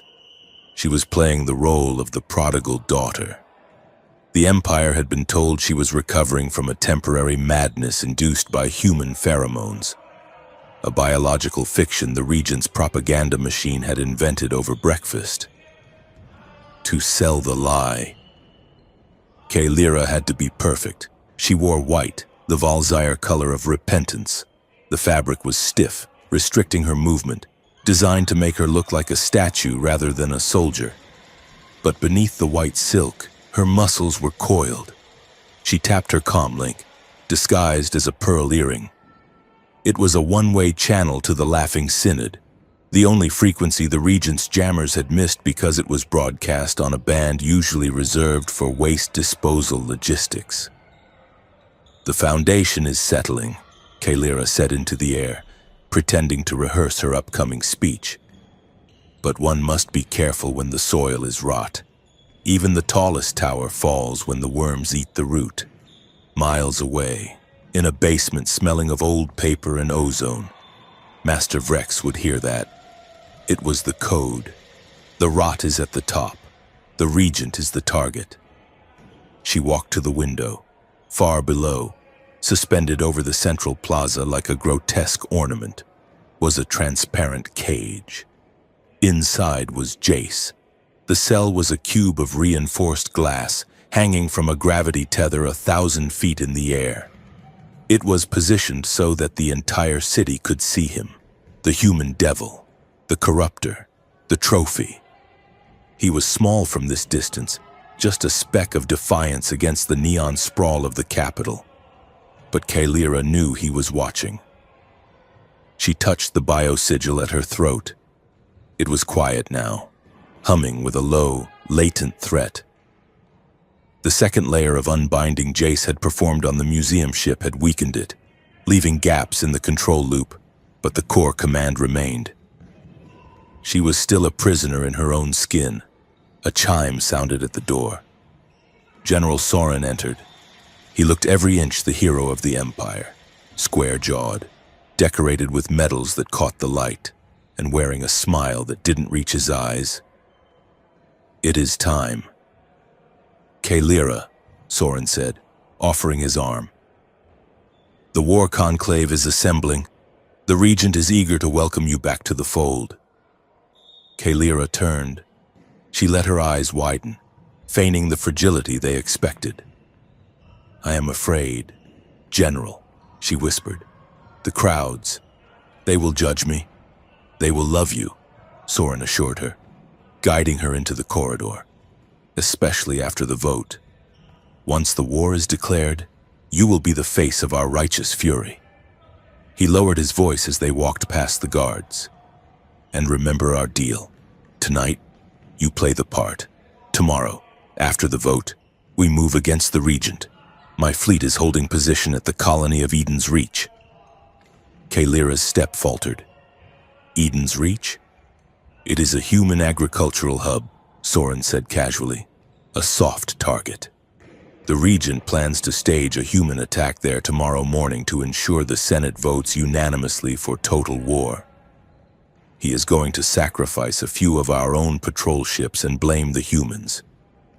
It is distasteful, but necessary to force the issue." Kaelira felt a cold pit open in her stomach. It wasn't just a political maneuver. It was a massacre in the making. Thousands of humans and Valzyre sailors were going to die at dawn just to provide a backdrop for the Regent's ambition. The urgency hit her like a physical blow. They didn't have days. They had hours. She tightened her grip on Soren's arm. "I understand," she said, forcing her voice to remain steady. "Let us go make history, high above the plaza." Jace Mercer was trying not to look down. The floor of his cell was glass. Between his boots and the hard duracrete of the city below was nothing but 1,000 feet of wind and vertigo. The cell was cold, designed to keep him shivering and weak, but Jace was sweating. He sat cross-legged in the center of the cube, his hands resting on his knees. In his right palm, hidden from the sensors by the curl of his fingers, was the final component of the sigil key. It was a tiny device, no larger than a coin, made of stripped wire and salvaged crystal. Kaelira had pressed it into his hand during her surrender, a goodbye kiss that was actually a loaded gun.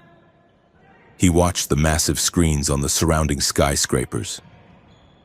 They were broadcasting the interior of the celestial arena. He saw the rows of senators taking their seats. He saw her. Kaelira entered the arena floor. She looked small in the vast amphitheater, a figure of white light walking into a mouth of darkness. Jace closed his eyes. He focused on the memory of her touch, the way she had looked at him in the museum ship, terrified, furious, and undeniably real. "Not yet," he whispered to himself. Wait for the signal. The celestial arena was a nightmare of bureaucracy weaponized into theater. It was a bowl of obsidian capable of seating 10,000. But the lighting was focused entirely on the central dais. The senators did not have faces. As part of the conclave ritual, each senator wore a porcelain mask that connected directly to the central governance AI. On the forehead of each mask, a number glowed in shifting red light. It was their loyalty score, updated in real time based on their voting history, their heart rates, and their financial contributions. It was a sea of anonymous numbered judgment. The regent sat on a throne that hovered 10 feet above the floor. He wore robes of crimson and gold, and his face was a mask of benevolent cruelty. "Citizens of Valzyre," the regent boomed, his voice amplified to shake the very stones. "We stand at the precipice. The human contagion threatens to erode our values, our safety, and our very souls." The senators roared in approval. The numbers on their foreheads ticked upward. "But," the regent shouted, raising a hand, "even the infected can be cured." Behold, a spotlight slammed down on Kalyra. She stood at the foot of the dais, the white dress shimmering. "My niece," the regent declared. "She was led astray by the lies of the outsider, but she has returned. She has submitted. She has remembered who she is." The regent leaned forward, his amber eyes boring into her. "Speak, princess. Tell the conclave what you have learned." This was the test. The bio-sigil at her throat flared. Kalyra felt the familiar intrusion, the cold metal fingers of the AI pressing into her mind, searching for the script she had been conditioned to speak. "Say it," the sigil commanded. "I was lost. I was lost," Kalyra stammered. Her voice echoed in the silent arena. "Say it. The human corrupted me. The human." Kalyra fought the words, her jaw locked. The weakened sigil was struggling to bridge the gap between the command and her vocal cords. She used the stutter, the hesitation, to buy time. "The human showed me." The regent frowned. The script was drifting. "He showed you the darkness," the regent prompted, his voice hard. "He showed me." "Desire," Kalyra said. The arena went deadly silent. That was not in the script. In the glass cell. Jace opened his eyes. "That's my cue." He grinned. He pressed the component in his palm. He didn't just activate it. He jammed his thumb into the exposed circuitry, using his own bioelectric field to ground the connection. He visualized the frequency Kalyra had taught him, the specific harmonic resonance of the collar. "Break," he commanded. The shockwave hit Kalyra like a lightning strike. It didn't come from the outside. It came from the base of her skull. A sound like a cracking whip exploded in her ears. The bio-sigil, which had been a part of her body for 20 years, suddenly screamed and died. The blue light at her throat flickered and went black. The weight of the metal remained, but the presence, the cold, monitoring intruder in her mind, vanished. For the first time since she was a child, there was silence in her head. Kalyra gasped, dropping to one knee. The physical sensation was overwhelming. It was like taking a breath after being underwater for a decade. Her nerves fired without a filter. She felt the texture of the floor, the heat of the spotlight, the thrum of her own heart. She was terrified. She was exhilaratingly, terrifyingly alone in her own mind. She looked up. The regent was staring at her, confusion warring with anger on his pale face. Kalyra stood. She didn't rise gracefully. She stood up with the raw, shaky power of a newborn colt. She ripped the white veil from her hair and threw it on the ground. "What is this?" the regent hissed. "The collar. Why is it dark?" Kalyra walked up the steps of the dais. She wasn't supposed to approach the throne. The royal guard stiffened, their halberds lowering. Kalyra ignored them. She stopped 5 feet from the regent. "I have a repentance to make." "Uncle," she said. Her voice was strong, clear, and entirely her own. She looked at the camera drone circling the arena. She looked past the masks of the senators, directly into the lens that broadcast to the entire galaxy. "I repent for my silence," Kalyra announced. I repent for letting you turn our people into a weapon for your vanity." "Treason!" Senator Drax shouted from the front row. His mask displayed a loyalty score of 99. "Cut the feed." "No!" Kalira shouted back, spinning to face him. "Let them see!" She pointed up, toward the sky, toward the speck that was Jace's cell. "You call him my handler. You call him my corruption. You say he claimed me." She looked back at the camera. "He did not claim me. I claim him." The crowd gasped. To claim an outsider was a heresy that hadn't been spoken in the court for 3 centuries. "I claim him not as a pet, and not as a master," Kalira said, her voice ringing with steel. "I claim him as my equal. I claim the truth he carries, and I claim the right to burn your lies to ash." She reached into her bodice and pulled out the proof sphere they had stolen from the Canticle Vault. Regent Vakar's eyes went wide. He recognized the device. "Stop her!" the regent screamed. "Kill her!" It was too late. Kalira smashed the sphere onto the obsidian floor. It didn't break. It bloomed. A massive holographic field erupted from the impact point, filling the entire arena. It was 10 stories tall, undeniable and bright. The footage played. Every senator, every citizen watching at home saw the regent's private office. They saw General Soren handing the mirror seed case to the security chief. They heard the regent's voice, clear and cold. "Plant it on the human. Make sure the blast kills enough of our own to sell the narrative. We need blood to grease the wheels." The silence in the arena was shattered. Masks turned toward each other. Loyalty scores began to glitch, flashing from green to erratic yellow. The lie had been too big, the proof too absolute. "Lies!" the regent shrieked, standing up. "It is a fabrication, a human trick." Soren, realizing the game was up, drew his weapon. "Arrest her!" Soren commanded the guards. "She is a traitor." The ceremonial guards hesitated. They looked at the footage of the regent ordering their brothers to die. They looked at Kalira, standing tall and unarmed.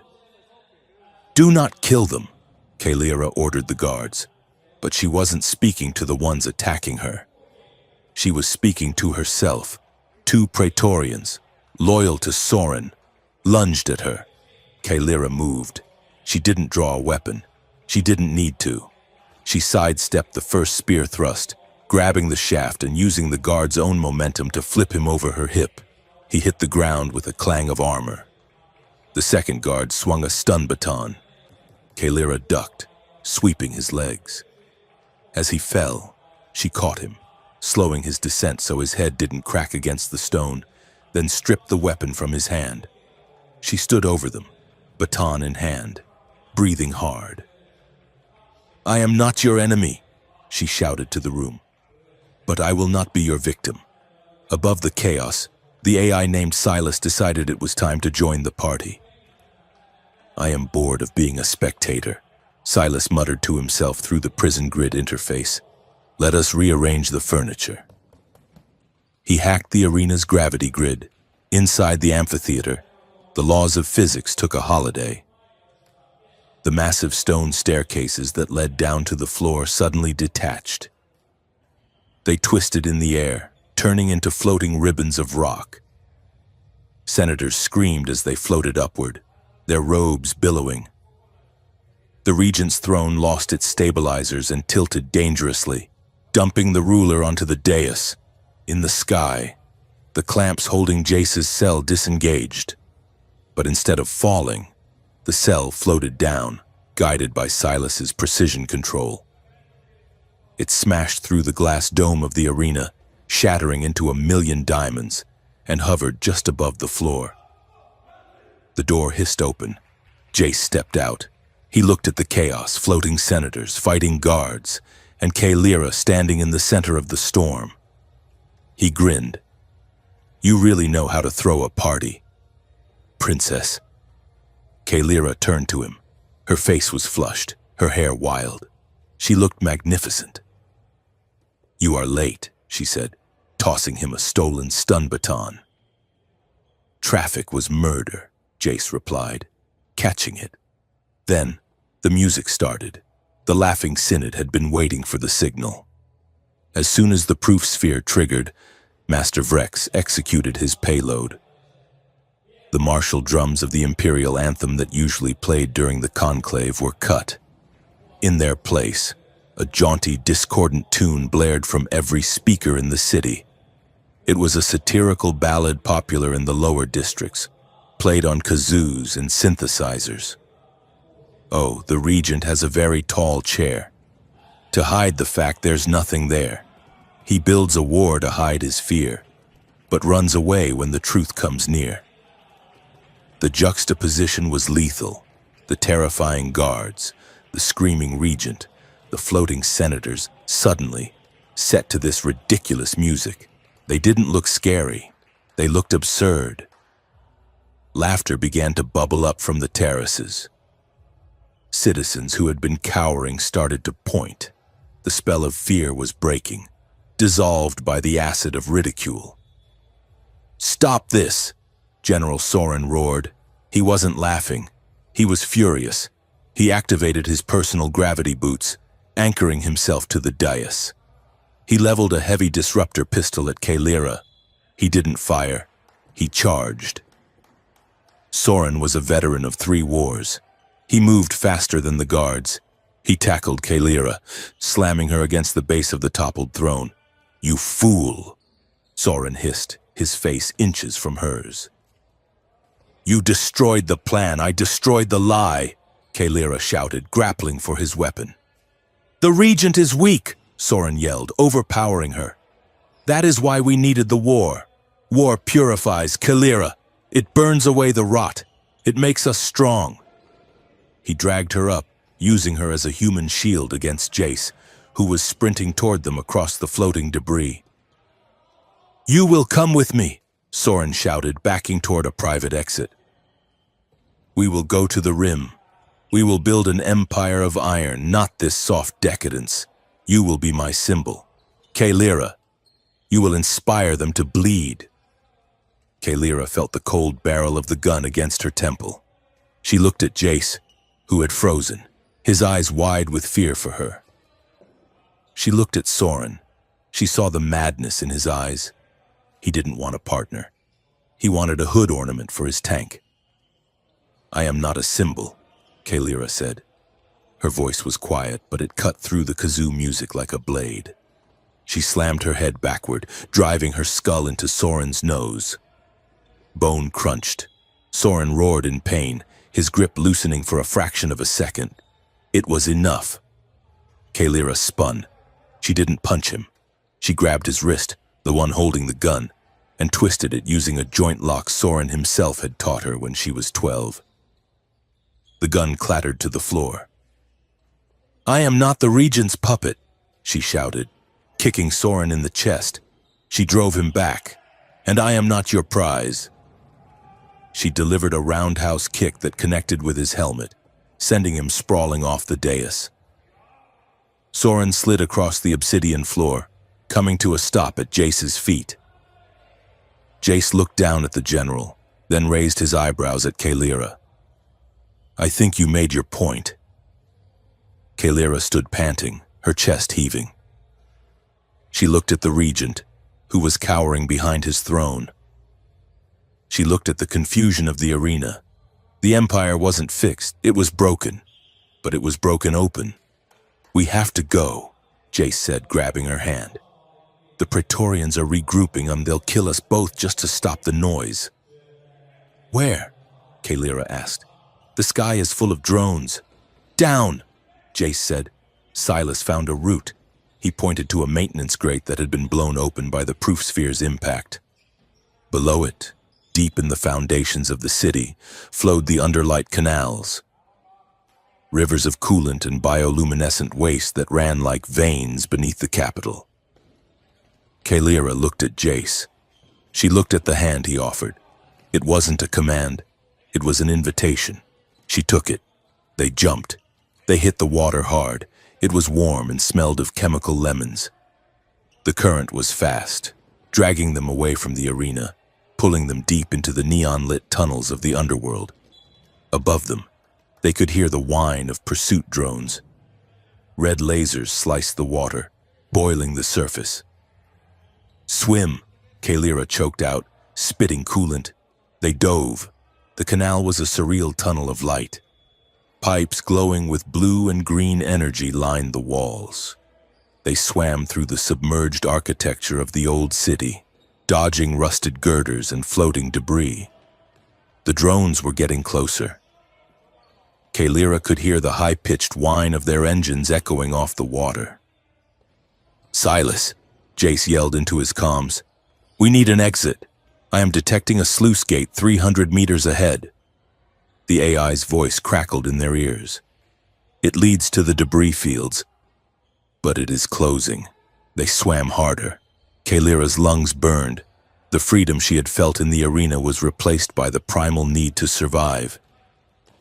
A laser bolt hit the water inches from her leg, sending a shockwave of heat against her skin. "Faster!" Jace grabbed her harness, pulling her forward. They saw the gate. It was a massive circular iris of metal, slowly spiraling shut. The gap was narrowing. 10 feet, 5 feet. They shot through the opening just as the metal teeth slammed together behind them. The boom of the closing gate echoed through the water, sealing the drones on the other side.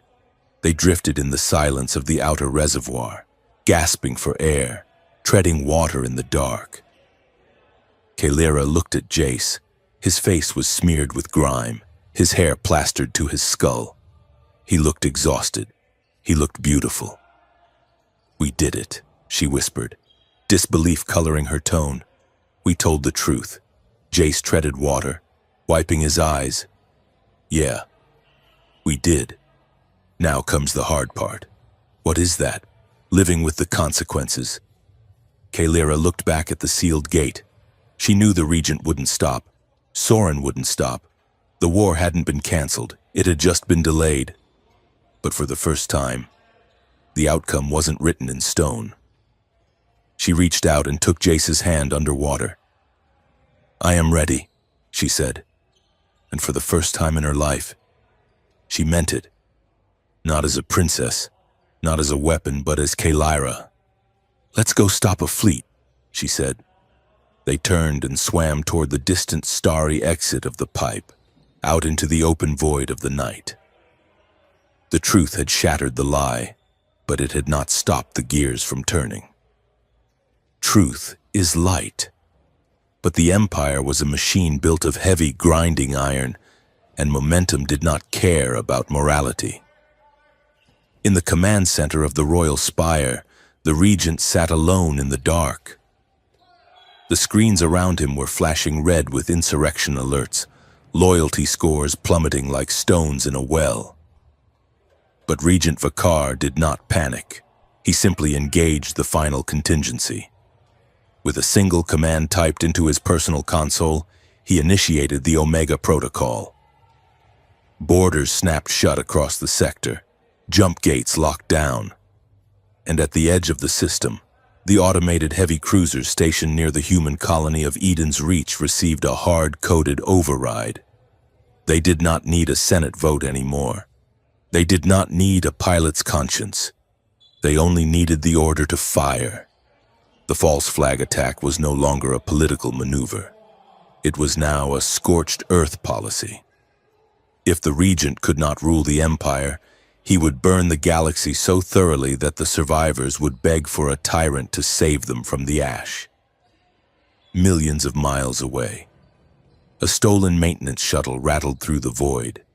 It was an ugly, boxy thing, smelling of coolant and desperate sweat, but its engine burned with a ferocity that matched the woman in the co-pilot seat. Kalira stared at the tactical display. The red line of the Imperial fleet was inching toward the blue dot of the human colony. "We have 40 minutes, she said. Her voice was calm, but her hands were gripping the console so tightly the leather of her gloves creaked. The automated command ship is the key. The vigilance, It houses the central firing brain. If we sever its link to the fleet, the ships go inert. Jace Mercer wrestled with the flight yoke. The shuttle bucked as they hit the edge of a gravitational shear. Getting to the Vigilance is the problem, Jace said, gritting his teeth. It is parked in the middle of the ancestral debris field. Your uncle really loves his dramatic backdrops. The debris field was a graveyard of vanity. For 1,000 years, when a Valzyre royal died, their monuments were cast into this specific orbital belt, massive statues of marble and void steel, drifting in eternal silence. Kalira looked out the viewport. It was a surreal nightmare. They were flying through a sea of severed stone heads and floating hands the size of city blocks. The shattered face of Empress Vora drifted past, her stone eyes wide and judging. A marble arm, clutching a broken sword, rotated slowly in the starlight, threatening to swat their tiny shuttle out of existence. It is a fitting path, Kalira murmured. We must navigate the wreckage of my family to save your people. Silas, the AI who had uploaded himself into the shuttle's primitive computer, chimed in through the speakers. I calculate a 90% probability of collision with historical arrogance. If we hit that bust of King Herrick, it will be ironically tragic. He was known for being hard-headed. Fly through the eyes. Kalira ordered Jace, pointing at a massive, hollowed-out skull of a forgotten warlord that was drifting directly in their path. It is the quickest route to the center. Jace didn't argue. He banked the shuttle hard, threading the needle. They shot through the empty eye socket of the stone giant, sparks flying as their hull scraped the ancient masonry. Emerging on the other side, they saw it. The Vigilance. It was a sleek, predatory dagger of a ship, black against the black of space, bristling with antennas. It was running dark, silent, waiting for the moment to scream the order that would end millions of lives. Silas, Kalira said, can you hack the docking bay? Negative, Silas replied. The ship is in total lockdown. Physical breach required. Then we crash, Kalira said. Jace looked at her. He saw the fire in her eyes, the same fire that had burned in the arena. You really are high maintenance. Princess, he said, and punched the thrusters. The shuttle slammed into the hangar deck of the Vigilance at 300 miles per hour. The crash foam deployed instantly, filling the cockpit with suffocating white gel, but the impact still rattled Jace's teeth in his skull. They blew the hatch and tumbled out onto the deck. The hangar was empty, bathed in emergency red lighting. They ran. The corridors of the Vigilance were not silent. They hummed with a low, throbbing sound, the sound of the ancestral code that ran the Empire's deepest systems. As Kalira ran, the walls seemed to pulse. Sensors tracked her movement. Asset detected, a mechanical voice whispered from the ceiling speakers. Princess Kalira, designation, property, return to containment. Kalira flinched. The voice was so like the sigil. It spoke to the part of her that had been trained to kneel. Jace stopped. He grabbed her arm. Don't listen to the house, he said. It's haunted. Kalira shook her head, clearing the static. We need the bridge. Deck Alpha. They encountered the automated defense measures at the lift. Sentry turrets dropped from the ceiling, their tracking lasers painting Jace's chest with red dots. Kalira moved before they could fire. She didn't have her armor, only the torn white dress and the stolen stun baton. But she moved with the fluidity of water. She slid under the firing arc of the first turret, jamming the baton into its servo motor. It sparked and spun wildly, firing into the wall. Jace took out the second with a precise shot from a scavenged plasma pistol, blowing its sensor array apart. They reached the lift. Kalira slammed her hand onto the biometric pad. Access denied. The computer droned. Asset status: rogue. Detainment protocol active, Kalara growled, a sound of pure frustration. She raised the baton to smash the panel. Kalara! Jace snapped. She froze, her arm raised, her face twisted in a snarl of royal fury. She looked like her uncle for a split second, ready to break whatever refused to yield. Jace stepped in. He didn't touch her. He just looked at her. Don't break it, he said calmly. Ask it. Kalara lowered her arm. She was breathing hard. The instinct to dominate, to force the world to obey, was a drug she had been weaned on since birth. She took a breath. She looked at the panel. Override code Sigma 9, she said clearly. Authorization, Kalara of House Vakar. I am not rogue. I am the corrective measure. Open. The computer paused. The ancestral code struggled with the syntax. It recognized the authority in her voice, not because it was loud, but because it was certain. Authorization accepted. Welcome. Corrective measure. The doors hissed open. They rode the lift in silence. Kalara leaned against the wall, trembling slightly.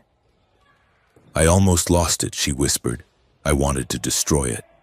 It is so easy to just break things. Jace, it is so much faster. Faster isn't better, Jace said, watching the floor numbers climb.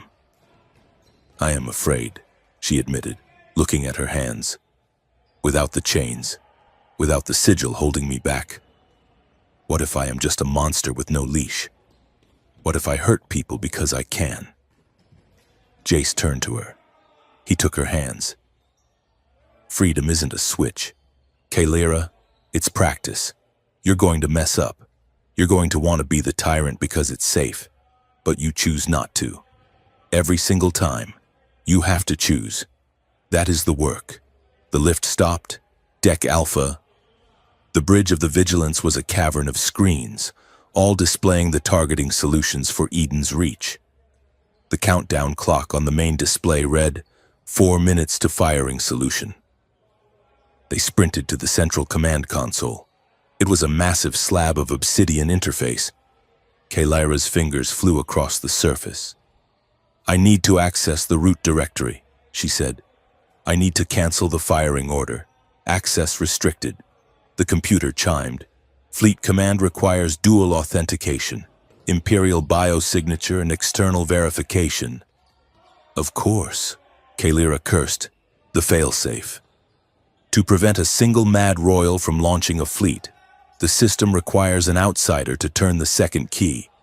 It was designed to prevent exactly what the region is doing, but he must have bypassed it on his end. She looked at Jace. It needs us both, she said. My blood. Your chaos. Jace stepped up to the second console. What do I do? Place your hand on the pad, Kalara instructed. The system will try to read you. It will look for an Imperial ID.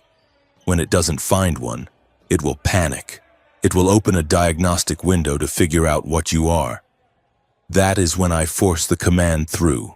Jace placed his hand on the glass. The console flashed red. Error. Unidentified organic. System integrity compromised. Kalara slammed her hand onto her pad. Imperial signature confirmed. The two signals clashed in the system core. The order to fire fought against the order to analyze the anomaly. Hold it, Kalara yelled. Don't let go! Jace gritted his teeth. The console was feeding back, sending a jolt of static electricity up his arm. The countdown hit 1 minute. Kalara looked at Jace. He was in pain. She could stop it. She could pull him away and try to blast the console. But that would fail. She had to trust him to hold the line. Jace, she said, her voice steady. I need you to hold. I'm not going anywhere. Jace gasped. The screen flashed. Dual authentication bypass complete. Firing sequence canceled. The red lights on the tactical map turned green. The fleet at Eden's Reach powered down their weapon ports. They did it. But the Vigilance did not like being beaten. Betrayal detected. The computer screamed. Scorched Earth protocol initiated. Self-destruct in 30 seconds. Klaxons began to wail. The ship shuddered as internal charges blew along the hull. Fire suppression systems vented oxygen, replacing it with halon gas. "We have to go," Jace yelled, pulling his hand from the scorching console. Suddenly, the main screen flickered, the static cleared, and a massive holographic face appeared. It was the Regent. He looked disheveled, standing in his bunker, but his eyes were still burning with that terrible, shark-like hunger. "Kalara," the Regent's voice boomed over the alarms. "You are persistent." Kalara stood tall before the image of the man who had owned her life. "It is over. Uncle, the fleet is standing down. The truth is out." "Is it?" the Regent sneered. "Truth is a vapor. Kalara, power is solid. You think you have won? You are standing on a burning ship. You have nowhere to go." He leaned closer to the pickup, his image looming over the bridge. "I can save you," the Regent said. "I can override the self-destruct. I can send an extraction team. All you have to do is give me the human." Kalara looked at Jace. Then she looked back at the hologram. "Give him to me," the Regent demanded. "Blame him for the delay. Come back to me, and you can have the throne. You can have the adoration of the masses. You can be safe." "Kalara, no more running. Just give me the pet." The ship groaned, metal buckling under the heat of the internal fires. Kalara looked at the throne the Regent was offering. She looked at the safety of the cage. Then she looked at Jace, who was checking the oxygen levels on the emergency skin suits, trusting her completely to handle the monster. She stepped forward. "You still do not understand," she said, her voice cutting through the wail of the sirens. "You think power is what you take from others. You think love is a weakness to be exploited." She shook her head, and for the first time she looked at him not with fear but with pity. "Power without love is just hunger. Uncle, it eats everything until it eats itself. And love without courage is just a cage. I am done with cages." She reached out and punched the broadcast button on the console, patching her voice into the general frequency of the entire sector. "This is Princess Kalara Vakar," she announced. "The war is a lie. The Regent is a criminal. I am standing trial for my actions, and so will he. There are no more hidden courts. We stand in the light. She killed the feed. Goodbye, Uncle," she said. She smashed the console with the stun baton, shattering the holographic projector. The Regent's face vanished into static. Jace was already holding up a skin suit. "That was a great speech," he said. "Now put this on or we die in 20 seconds." They scrambled into the suits. The bridge was filling with smoke. The heat was blistering. "The rescue shuttle is gone."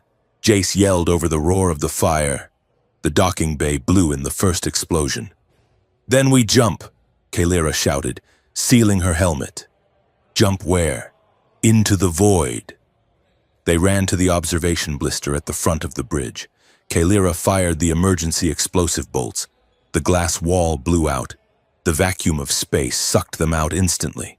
They tumbled into the cold, silent dark. The vigilance exploded behind them, a silent flower of orange fire and twisted metal. The shockwave sent them spinning like leaves in a hurricane. Kalara flailed, reaching out. She couldn't see Jace. The debris from the ship was everywhere. "Jace!" she screamed inside her helmet comms. "I'm here!" His voice crackled back. 3 o'clock low." She saw his suit lights. He was drifting away, pushed by the explosion. She activated her suit's thrusters. They sputtered. Fuel low. She kicked, swimming through the nothingness, fighting the physics of the void. She reached for him. He reached for her. Their gloved hands clamped together. "Got you!" Jace gasped. They spun together in the dark, tethered by their grip. Below them, The burning wreckage of the command ship drifted into the field of ancient statues. And then, lights, hundreds of them. Ships dropped out of warp all around them. They weren't just Imperial patrol ships. There were junkers, freighters, yachts, and mining barges. The fleet of the Laughing Synod had arrived, and they had brought friends. It was a messy, chaotic armada of citizens who had heard the truth and decided to say no. Attention, drifting pedestrians. A familiar, sarcastic voice came over their suit radios. This is a no parking zone. A rescue shuttle painted in bright, clashing colors swooped in, its bay doors yawning open. Silas the drone was piloting, having jumped to the new ship moments before the vigilance blew. Please keep your arms and legs inside the vehicle at all times. Silas droned, and try not to bleed on the upholstery. Kalira pulled Jace toward the open door. They hit the magnetic field of the bay and were hauled inside. As the airlock hissed shut and oxygen flooded the chamber, they stripped off their helmets. They were alive. Kalira looked at Jace. She laughed. It was a breathless, hysterical sound, but it was real. "We are terrible at dying," she said. Jace grinned, leaning his head back against the bulkhead. "Let's keep it that way." Epilogue. 3 months later. The capital of Valzyre did not look the same. The neon cold lights that had once made the city look like a beautiful prison had been softened. The atmosphere scrubbers had been adjusted to let in the natural golden light of the system's sun. The floating court was packed, but the mood was different. There were no gravity chains. There were no holographic loops of propaganda. Kalira stood in the witness box. She wore a simple tunic of deep blue, the color of the civilian service corps. Her neck was bare. The scar from the bio-sigil was still there, a thin white line, but she wore it openly. Across the room in the defendant's circle sat the former Regent Vakar. He looked small without his throne, stripped of his robes, listening as his own recorded orders were played back to the jury. The jury was not made of nobles. It was a mix of senators, mechanics, teachers, and humans. Kalira finished her testimony. "The system of the bio-sigil is dismantled," she told the court. "The codes have been purged. No child of this empire will ever again be born into a chain. We do not demand obedience anymore. We earn loyalty." She stepped down from the box. She didn't look at her uncle. He was the past. She walked out of the courtroom, out onto the wide terrace that overlooked the city. The reconstruction was underway. Humans in Valzyre were working side by side to repair the damage from the riots that had followed the Regent's fall. It wasn't paradise. There were still arguments, still tensions, still old wounds, but they were healing. Jace was waiting for her by the railing. He was wearing a courier's jacket again, though this one was new, bearing the insignia of the newly formed diplomatic corps. "How did it go?" he asked.